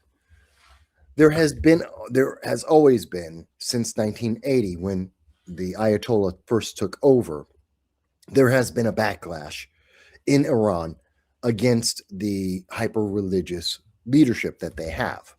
And we have seen periodically that there'll be an uprising that tries to gain enough momentum and control to try and topple that. And they've never succeeded. One of the more recent examples of that was during the Arab Spring. And there was the Green Movement in Iran. This is under Barack Obama. I believe that was 2012, 12 going to 2013. And it was a movement of moderates and the middle class in Iran trying to take over. And they reached out to Barack Obama and the United States to get support, and they got none, and most of those people got killed. But it comes back in waves. And I think because of the way that the United States handled the war between Israel and Iran, and more importantly, the United States blowing up the nuclear capabilities of Iran, I think that had a much bigger backlash because culturally, it was basically the United States backhanding Iran and the Ayatollah. And in that culture, doing that makes the government look weaker, which gives the people more motivation to replace that government, which is a good thing. We have seen within the last day, Donald Trump has said that he may consider that. We've heard the rumor Iran is trying to rebuild its nuclear capabilities again, to get back into the process of making a nuclear weapon. And President Trump has said, if they do, and we confirm it, we're going to blow it up again, probably bigger this time than the last time. Again, that's another backhand against the government of Iran, which makes it weaker. There was also, by them losing those nuclear facilities, it had a further drag-on effect on the economy of Iran, especially as they're trying to rebuild that, which has continued to help, along with increased sanctions. The Biden administration got rid of over 36 different sanctions on Iran, which helped their economy. We put those back on with Donald Trump, and that's part. So you're looking at trying to replace the nuclear facilities, the cost of those facilities and them being bombed, the war that they had with Israel, 12 days, short as it was, but yet it's still there, the cost of the global efforts of trying to protect or supply the Houthis, the Hezbollah, and Hamas. All of those have failed. And then you add in the 36 sanctions being replaced back onto the economy, and that has led to the value of their money tailspin, vortex of failure. This weakens the government, gives the opportunity for a change in government. I think this has been many pieces over time. And I think Donald Trump has done a very good job of leveraging some of the weak points, both whether intentional or not. I don't think all of it was intentional, but in protecting the United States and our interests, he wound up also accelerating this continuous undercurrent of revolution in Iran. I think it's a very positive thing. I'm Well, not upset that their economy is Michael, falling. okay, those are valid points on that side of the argument. On the other side of the argument, people will say it does the exact opposite of what Michael Voss just said. And it actually brings the people together because now they have a common enemy, the United States, where, whether you like it or not, depending on who you talk to, attacked a sovereign state at the behest of Israel. So you got to look at it from that perspective, and not just in the Iran-Israeli context, U.S. You could look at that from the Venezuela. If we end up going on the ground in Venezuela, you got to have the same kind of backlash. Do a lot of people want to overthrow in Iran the crazy mullahs? Of course they do. Now, how big that movement is, I don't know, or how big it's going to be suppressed. But when you see countries like Iran, or I guess way to a lesser extent, maybe North Korea or whatever, they rally behind their government, regardless how oppressive they are. I know there could be government stage rallies, but the thing is here, Michael, and I know I don't want to go off on a whole tangent because I know how you think about this, the whole Israeli-Iranian thing. My view, and I will make sure I get it out to my followers, is that I'm an America First guy. I want to go as far as effing possible away from any Middle East situation. I don't want to get dragged in and send the men and women of the United States into another fruitless overseas endeavor where they're going on the ground. You don't have to agree or disagree with that. If this can be handled in another way, and not just because the Israelis tell you to do it, like at the 12-day war. I mean, there was a lot of things that went around there as far as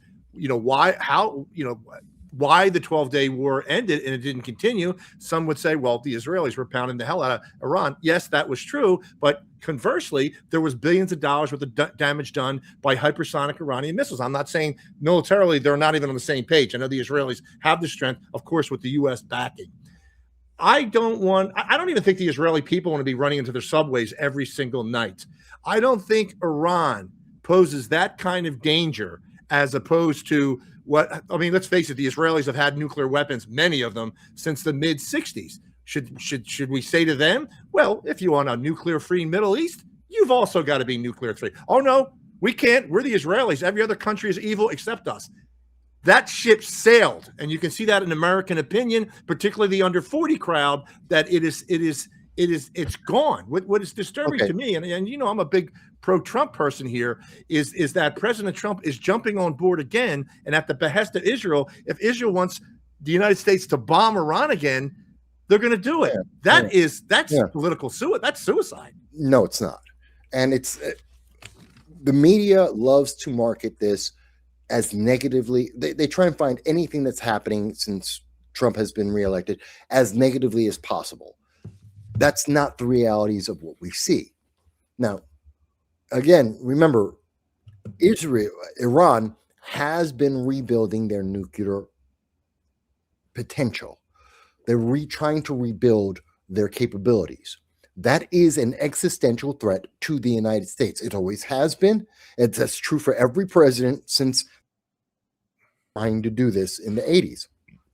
Every president has been against this because it is an existential threat to the United States. Michael, look, I got to stop you. That logic only goes so far. Then why haven't we destroyed North Korea? Why China? Why China? That's the answer. China. China is the umbrella of North Korea.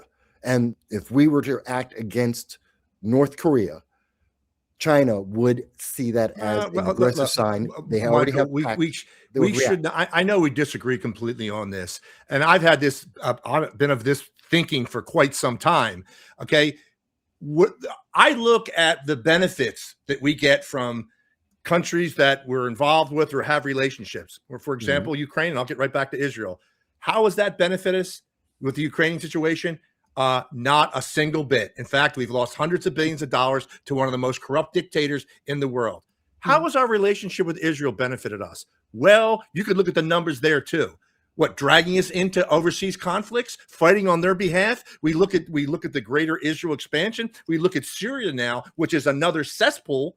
Okay, what benefits you and I, or the taxpayer here in America? What benefits us to back an Israeli a government that, regardless of how you think, I know the Hamas thing was terrible, October 7th, but to go in and kill 70 or 80,000 civilians in Gaza, that doesn't benefit me or you or the United States government. If anything, it makes us pariahs like Benjamin Netanyahu.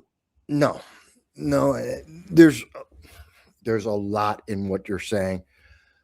Many of the things that are happening in the Middle East, the United States has been involved with, right or wrong, for many, many decades without Israel being involved. That Israel isn't the motivation of the United States. Our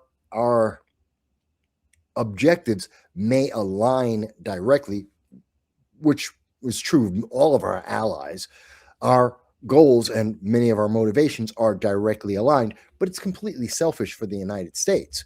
Again, Iran has threatened to destroy the United States. We are a direct primary target of Iran and the Ayatollah's ideology. It is in our self-interest. Michael, this sounds a lot like Iraq and weapons of mass. It sounds a lot. Your theory there sounds a lot like Iraq. Okay, and you saw where that went. It is an international fact that Iran is the greatest sponsor of terror in the world. We can go on any given day, any day since 1980, and look at the news in Iran, and they will tell you death to America. You will hear that from their leadership. I agree with you there, and I also agree the United States and Israel sponsors a lot of terrorism as well. We could go on and on for days on this. Here's the thing. Let me make a point here to you. And there's a political consultant I speak with a lot who is firmly in your camp, what you're saying, telling me the importance of Israel, and we really need them. They've been a staunch ally. And I say, really? How about the relationships the United States has with Saudi Arabia or with Qatar, some of the largest military deployments whatsoever and equipment there? We don't need Israel like they say it. We have plenty of friends in the Middle East. And they're not our friends. You want to risk a war with Iran? You think Iran is going to attack the United States in large numbers and destroy us? That's not going to happen. Wait. Before you go further, wait. First of all, I'm not saying that we should have a war with Iran, although taking out their nuclear capabilities is something that we should do. That doesn't lead to war, because we already saw that with the 12-day war. That's not something that would go into a war. That doesn't mean U.S. troops on Iran soil, and I don't support that unless we're taking over the country and then it becomes a Commonwealth of the United States. That's a different conversation, not on the table at this moment. So that's not important. Saudi Arabia are not our friends. The United Arab Emirates, UAE, they are not our allies. They're not our friends. They have certain goals that align with us, that connect to us. They're not our friends. They will throw us under a bus in a heartbeat if we don't agree with something that they have as a goal. They've done it in the past. They'll do it again. The one nation in the Middle East that we can consistently rely on, and again, that doesn't mean it's perfect, but who we can, is Israel. Whether people love them or hate them, it doesn't Michael, matter. I'm not trying to break your balls. Rely on them for what? For what? Well, strategically, for several things. Their intelligence agencies are actually very good, and that's international. Their capabilities strategically in that region are actually critical to us. Michael, they're a shady government. October 7th, 2023 was terrible. I agree that they have this, Michael, they have this high capacity, their intelligence services, the Mossad, domestically Shin Bet, the Israeli military. But wasn't it funny, not funny, but wasn't it weird that on October 7th, 2023, this great Israeli intelligence apparatus who blew up all the Hamas guys with the pagers, they couldn't stop a bunch of goat herders coming in and raiding 15 Israeli settlements simultaneously. What I'm trying to get at here, and my point is, the Israeli government, particularly under Benjamin Netanyahu, the Israeli government can certainly do better than that, way better than that. And we have to be sure in our commitment that we are dealing with people that share our values. And when I'm looking at Gaza and Lebanon, southern Lebanon, and other places where the Israelis have left their footprints, and most recently in Syria, I'm seeing a lot of damage. I'm seeing extreme damage. And Wars I'm have saying, damage. why Wars would we have want to be damage, and why would the most of United that women, Michael, why would the United States want to be part of that? women. Why would the United States want to be First of all, part of that? we already are, because Well, I know we that's terrible. That's what I'm getting at. well, we're the leader of the world. We're always involved. We're involved Right. in every conflict in the world, directly or indirectly. That's whether we like it or not. That's just because we're America. But most of the damage that we've seen in Lebanon and Jordan and Yemen and in Gaza, most of that is self-inflicted. I mean, what was the first thing? And you can say that the ceasefire has not been perfect with what happens with Gaza and what's happened with Israel. It's not perfect. It's not peaceful, but it's better than it's been. And what was one of the first things that we've seen? What did Hamas do? They turned around and started killing their own people. That was the first thing they did.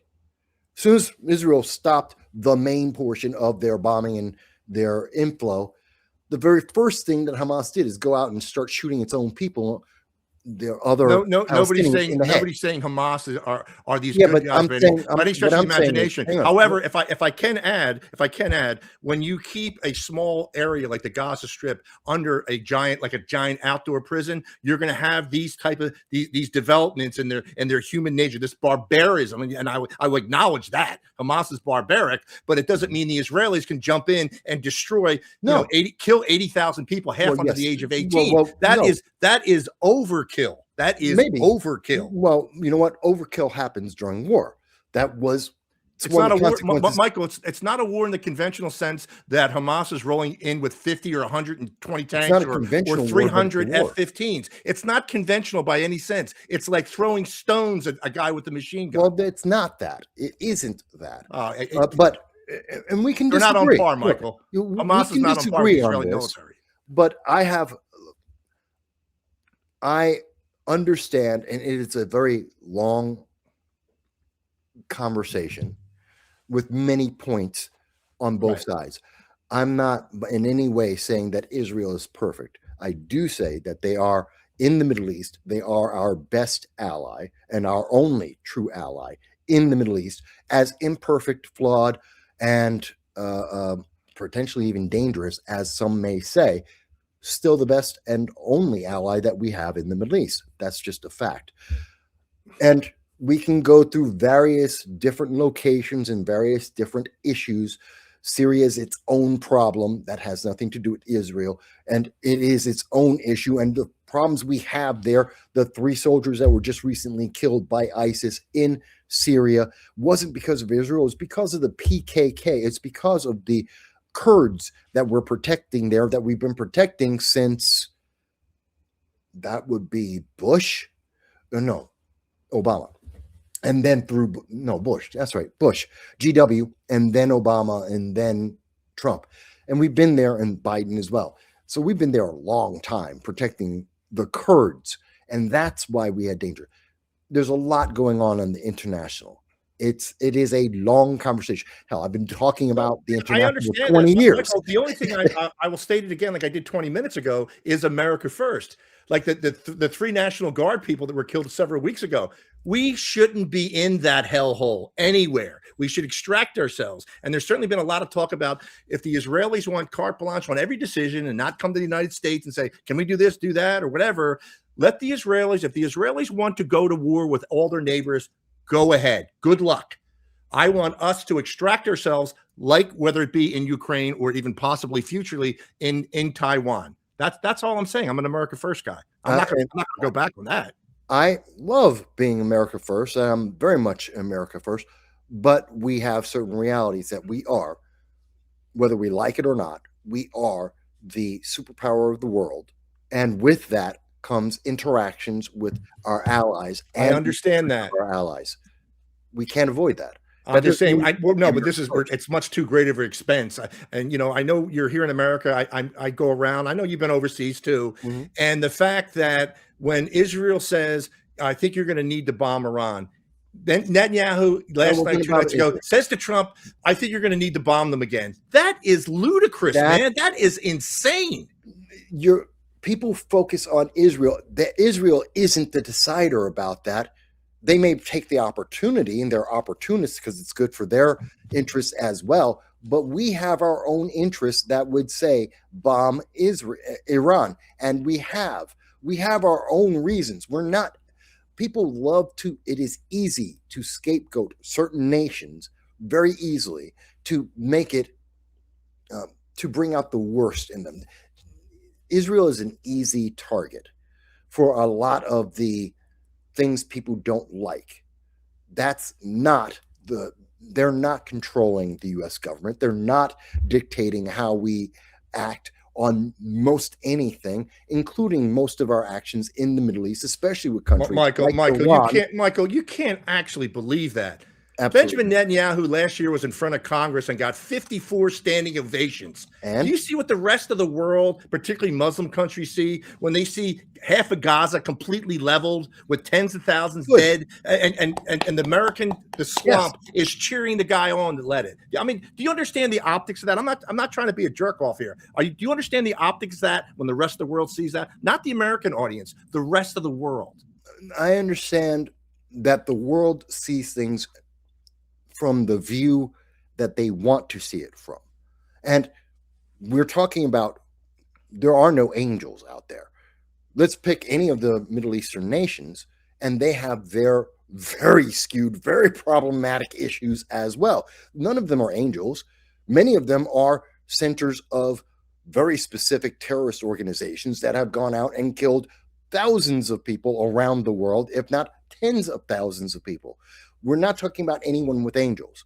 If you want to say that there were certain aspects of the war between Israel and Hamas that were overkill, okay, there are some cases of it, absolutely.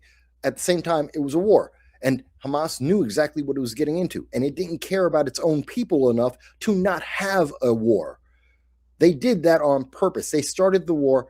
They knew what was going to happen as a consequence of the war, and they were betting on the fact that the negative publicity would be more than worth the lives that died. And they lied about the number of people that died anyway. We've already seen that data come to the UN. So there's a lot of things, a lot of factors in this that aren't as clear cut. Now, going forward in 2026, does America bomb Iran again? Probably not.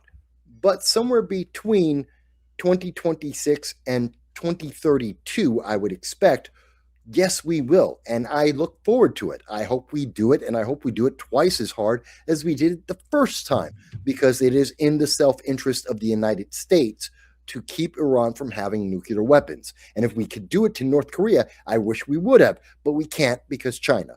And that's the answer about why not. Michael, if we go after every bad guy with a nuclear weapon and wipe them out, that is like this. That is I certainly wouldn't agree with an agenda like that. I do not.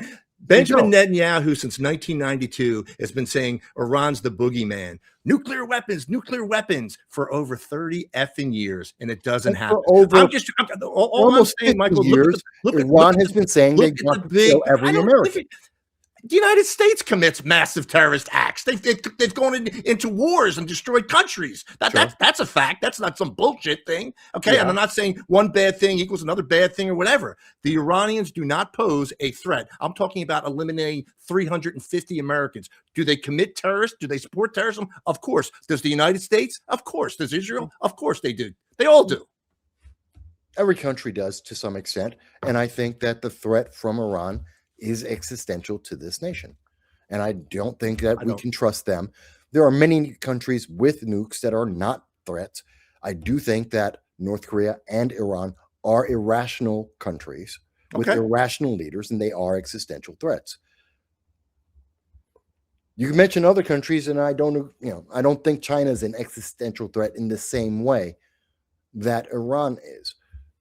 China may not like us. They're not going to drop a nuke just because one of their leaders says God told me to. Iran would. That's the difference between them. And it's fine. I mean, you have good points. But like I said, I've been talking about lots of aspects of international policy for 20 years. It's not and I'm glad we're having this conversation so people can see There is a lot to this. It is not a simple, instant 3-minute answer that most of the mainstream media wants people to think it is. There's a lot to it. And none of it is as simple or as happy as most of the mainstream media will make it out to be. It's all gray. It's all gray. And it's a matter of priorities. So it's a great topic. Oh, wait a minute. Sorry. I thought I lost you. Say something. Hang on.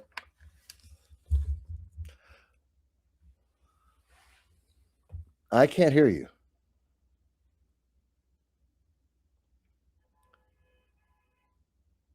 I can't hear you. But you can hear me, right? Yeah, I'm going to test my system. Hang on one second.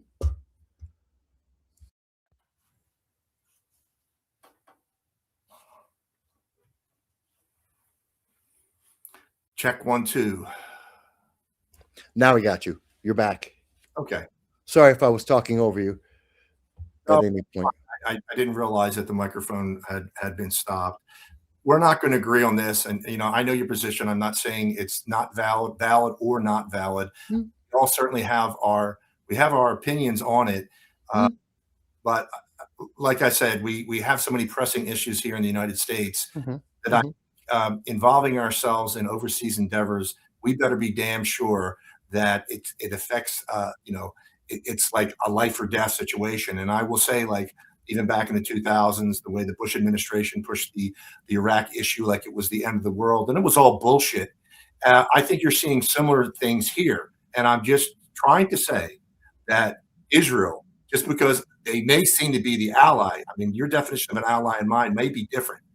Because I certainly don't think Benjamin Netanyahu is looking after the best interest of the United States of America. I don't think he is. Of course not. You may think, I don't think he is. Of course not. No, of course not. I wouldn't expect whatever group he's involved with. I'm looking out for the American people and the America First agenda, and that's all I'm really saying. And I think for us to get involved and to be bombing, regardless of what you think, I don't care if the Iranians are crazy or North Koreans or whomever. And what I was trying to get when the mic went out there, Michael, is okay. We take out Iran's nuclear weapon, we wipe them out, we wipe out the government, and we restart. 2-3 years from now, that government's overthrown, and we're back to peg one. And do we bomb them again until we get an administration that we like? There's the problem, Michael, that lies there with the logic of, okay, we'll just take them out. They said they're going to do bad things. Of course, they've done terrorist things. Like I said, many other countries as well. Where does it stop? Where does it stop is what I'm saying. Well, one of the solutions, which I would prefer, and people are going to hate this, Commonwealth, we take them over. Here's a problem that America, and one of the problems for America, and this is an ongoing problem. This is a current issue, Venezuela. We've talked about this. Right. The answer is if we are going to engage in conflict like war, then we have to take them over. We have to. Otherwise, we wind up, as you correctly point out, we put in a banana government, some makeshift temporary government. We see this in Afghanistan. We see this in Iraq, and it's happened before. We saw it in Vietnam. If we don't have that controlling interest and control and directly own and control that country, then it will collapse, and there will be internal strife. It will collapse, and it will just continue to keep collapsing. It will never foster into something beneficial for anyone. So the answer is, one of the answers is, that if we are going to be in a conflict where we have troops on the ground, and I've said this before, then we own it. I know, it's your favorite comment. I was just going to bring that up. That's the answer. Venezuela, we just bombed, the CIA reportedly went in over the weekend, or was it on Friday, and bombed a port that was being used by drug dealers, perhaps the Tren de Aragua gang, who are mostly known for human trafficking, but also drugs. And we blew it up, which I'm perfectly fine with. It sounds like a part of the Clear and Present Danger movie that came out in the 90s. Yes, and I've suggested that. I think you and I have covered that. It was a warehouse, I believe, on that dock that they were going after with the drugs. And Michael, those targeted strikes, I don't have any type of issue. We get involved in some dumb shit on the ground thing, and we might be there for a while. And I know you talked about it, and I asked you about it, and you said, yeah, that could turn into some kind of a guerrilla warfare. That could last a long time. So we have to be what is it? We have to make sure what our target and our final agenda or our plan is here, as far as in end result. Are we sending a message to Mexico, like to the cartels, like if you keep this crap up, we're gonna move in with a heavy hand? You have it that way. Or Cuba, we're detaining Venezuela oil tankers. Well, Cuba gets most of their oil from Venezuela. So you're killing two birds with one stone. I could see the whole geopolitical argument with it. And this is a much different argument than, of course, the Israeli one, which we won't go back to. But the Venezuela one, the Venezuela thing, I hope this turns out right. Now, Michael, we got to move forward because I have about 10 minutes with you. And I wanted to do a little year in review with you. Although I think we're only going to get to one topic. So my question, Michael, is obviously I think it was the September 10th assassination of Charlie Kirk, this horrible event that happened at that Utah Community College where, I know you said in the past where Charlie wanted to speak and just have constructive dialogue with the left or whatever, which I thought was a great thing. Unfortunately, it ended up being his demise because the left isn't really interested in this. So some of the questions I have, Michael, are, it's important that we have these youth movements like Turning Point USA and others, in terms of voter registration and just getting energy out to young Republicans. Do you think we'll be able to maintain that in the United States without Charlie Kirk? Not in its current form. It'll have to evolve into something completely different. People like Charlie Kirk are inspirational. And in that inspiration, they get momentum and they can have a lot of impact.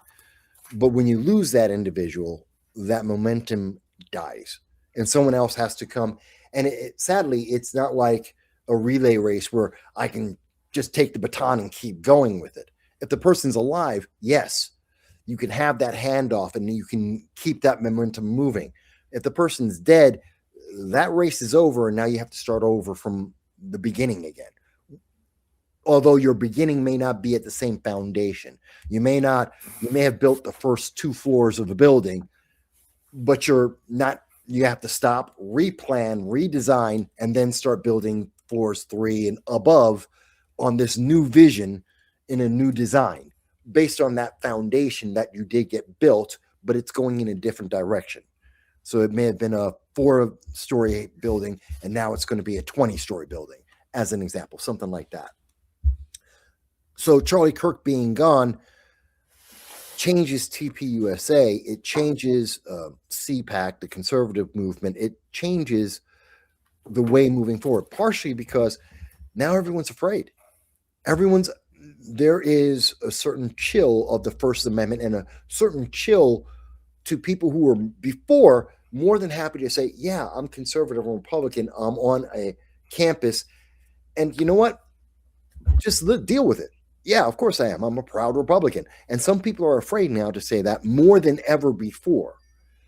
And that obviously has an impact. And until they can get that confidence back from someone else who not doing exactly what Charlie did, but doing something else to step up and say, but I am a conservative. I am a Republican, God-fearing, whatever it may be, and say, you know what? And I'm here and I'm not afraid. And I know everyone else might be, but I'm not. And now you'll see that momentum build again and people will jump into it. So I think we see a pause and then I see it moving forward again, but it's different than the way that Charlie did it. I agree, Michael. I guess in essence, what you were saying here, what I inferred from it is Charlie Kirk's shoes are going to be hard to fill. In fact, I don't think you're going to have another Charlie Kirk that provided the leadership to TPUSA. I think that's I mean, it's possible, and I don't want to downplay that. It's possible somebody may come up in the next maybe couple of years. I don't know if the next couple of months, but Charlie, as you know, was at that for quite some time, and I really didn't know. I didn't realize how large the organization was. To be honest with you, I have another question for you, and I'm not going to go down rabbit holes. I'm going to ask you just a basic question. Sure. Do you think the alleged shooter, and that's what you have to categorize him as, do you think he will get a trial or be through a trial, or do you think the government would be more beneficial for them to get a plea bargain, say, that he won't be executed, that they'll give him a plea bargain? And will that, if they do plea bargain with him, and I don't want to go down this rabbit hole because it would take too long, the conspiracy theories that are running around about this guy gets a plea bargain and nothing gets aired in public, not the evidence, not the guy taking the camera down, which I saw 5 minutes after Charlie got Kirk, basically contaminating a crime scene.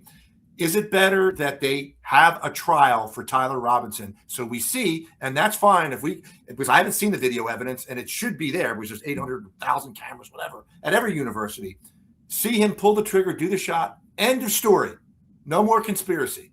That's why I think a full trial may be more beneficial, and then it quiets down, people accept the verdict, and that's fine. However, I think, Michael, and it's just me talking, if they plea deal it and nothing ever comes out in the open, this shit will be like the Kennedy assassination for years and years to come. I agree. I think you're very much on the mark with that. I also, no plea deals. This is death penalty.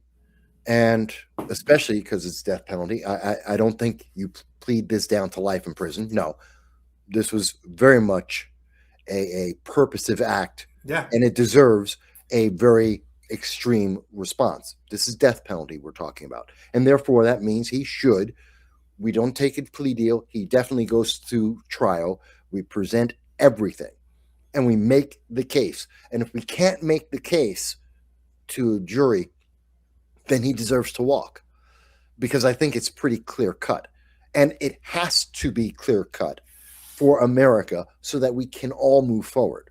It has to be. Michael, when you say clear cut, are you kind of acknowledging, and if they got the video of him taking the shot, that is great. Maybe they're not releasing it because they want that at trial, but that is what I think you're referring to. If you see definitive evidence, and I know, and if he's the shooter, he's the shooter, and I'm good with that.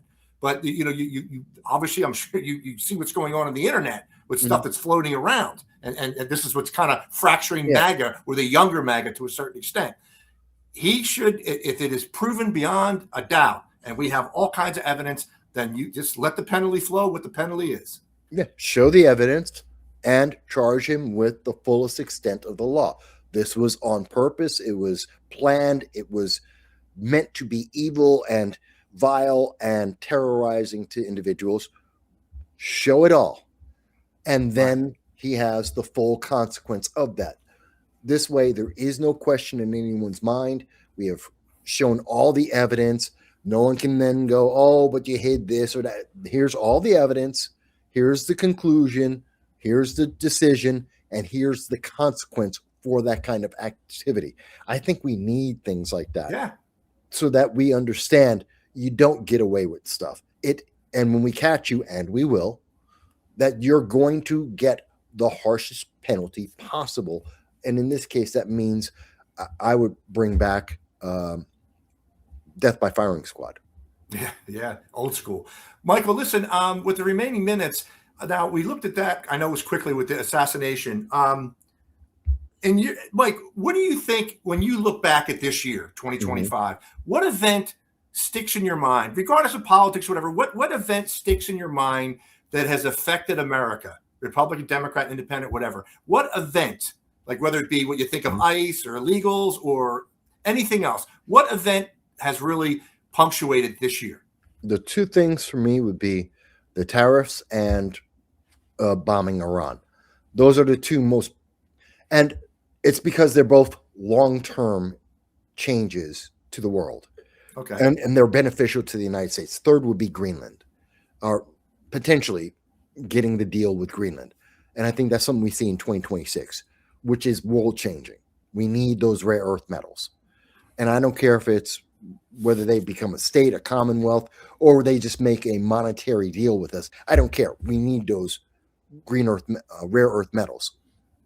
So that could be three. But the tariffs, massively. People don't understand. They keep looking at this as short term. They're thinking about a check or whatever. It is world changing. Tariffs are long term. People, things are more expensive. They're supposed to be. That's the whole point.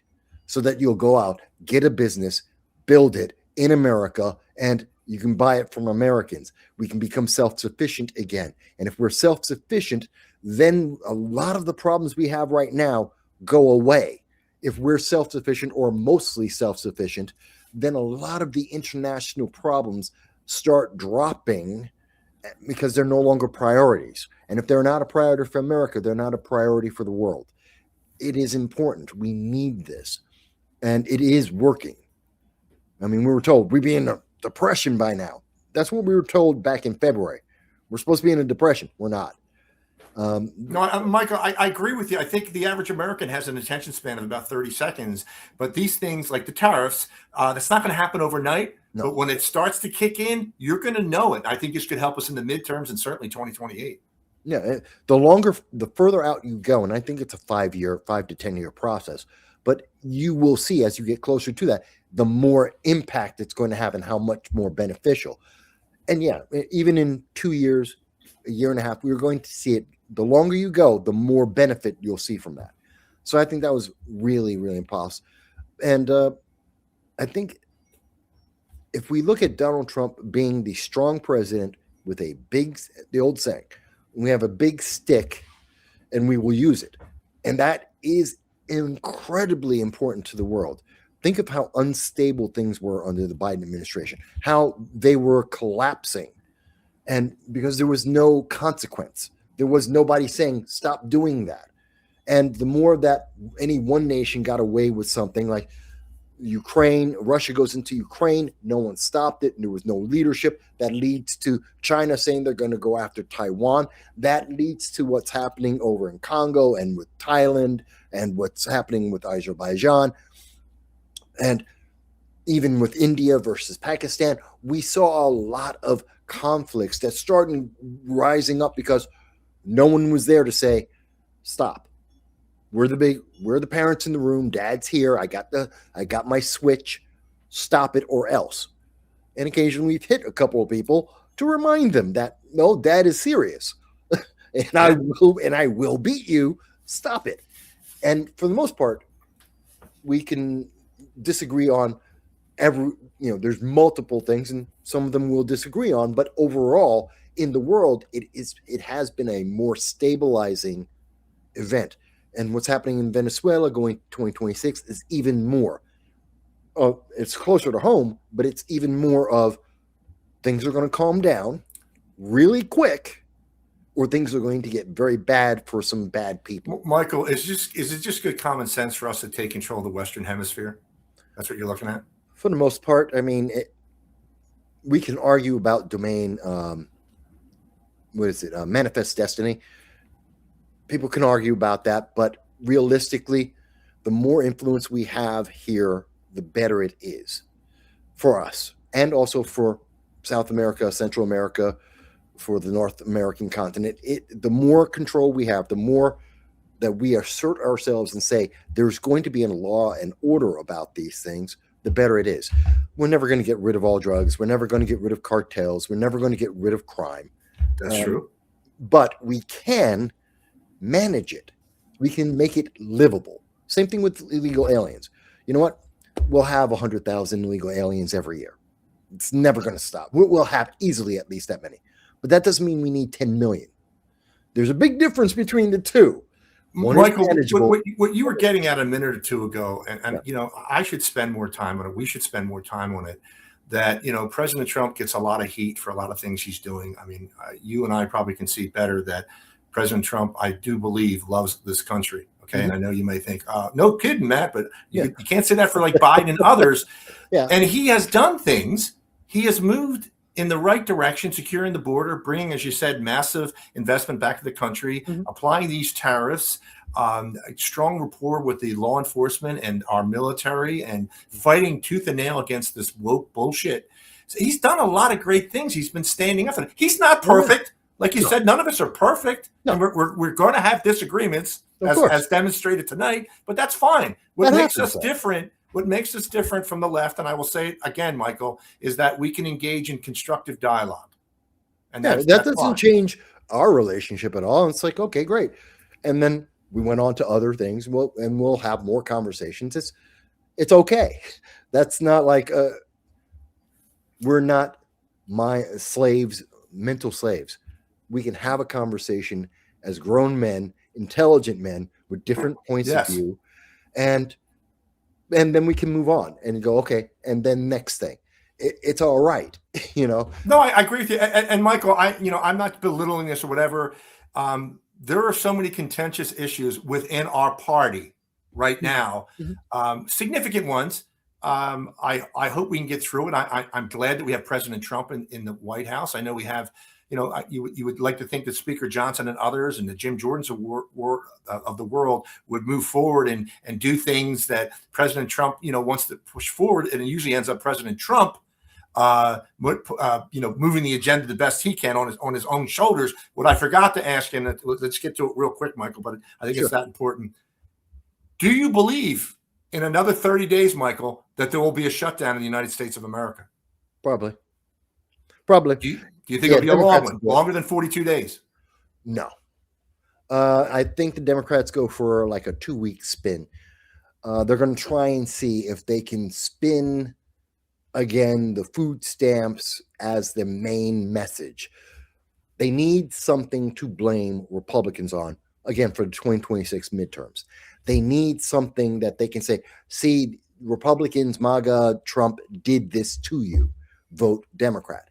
And at the moment, they have nothing. And the last shutdown failed. They didn't get Obamacare. So they're going to come back and say, Republicans are liars. We didn't get the Obamacare. And they're going to starve you to death. And they're going to try and squeeze us that way. Well, Michael, aren't they still Michael, they're still on recess, man. How much time are they going to have before January 30th? 2 weeks? About a week and a half. How do you get over 10 or 12 issues? How do you get all that resolved in that period of time? You don't. You don't. That's why they were always planning to go. And we knew from the last shutdown that they were planning to do another shutdown in January, no matter what happened. This was always in the plan. I got you. Michael, listen, thanks for joining us here as you have over the years. And I think we have some great discussions here. I think it's if I look back at the past and years ago when we were on Next Gen and we had larger panels. Larger panels can be good. Don't get me wrong. I'd like to have them once in a while. But I think when it's one-on-one, we're able to get to the issues much quicker, much faster, which is good. And I think the audience actually appreciates that. Michael, where do we find Michael Voss? You can go to No Soundbites Allowed. It's put into any search engine in the world. I'm on all the major social media, so YouTube, Twitter, Rumble, Facebook, a couple of others, and you can find me there. And I always enjoy. Normally, I do a full year every Sunday at 2:30 p.m. Eastern Standard Time. This Sunday, it was funny too, because it was episode 52, season 7, episode 52. I've been doing it 8 years. And I couldn't do my last show because I use Restream. I use a streaming service. They shut down. So I didn't get to do my last show for the year. But normally every Sunday I do a show, 2:30 in the afternoon, Eastern Standard Time. And it's great. Michael, does that mean Michael Voss this Sunday is going to do a 10-hour show instead of the usual 5 hours? Well, actually, I was going to take off the first week of 2026 because it's been 2 years. Up until this Sunday, I had gone 2 years in a row without missing a single Sunday. Wow. And this is but because I lost that, so now I got to do January. I got to do the first week of the new year. Get back in the seat. And I certainly recommend to MatthewJ Show viewers, Michael Voss, every Sunday, I believe it starts at 2:30 in the afternoon, Eastern Standard Time. Make sure you grab a lunch or something because Michael doesn't mess around when it comes to talking. Michael, thanks again for being on the show tonight and certainly have a happy new year to you and your family. Absolutely. I wish the same to you and your family and your audience. Thank you for having me on tonight. And of course, I look forward to always being back on anytime that you want because I always enjoy it, Matt. You know that. That's great, Michael. And I really enjoy it, and the audience really approves of it too. All right, Michael, have a great new year, and we'll see you soon. Absolutely. Enjoy, everyone. See ya.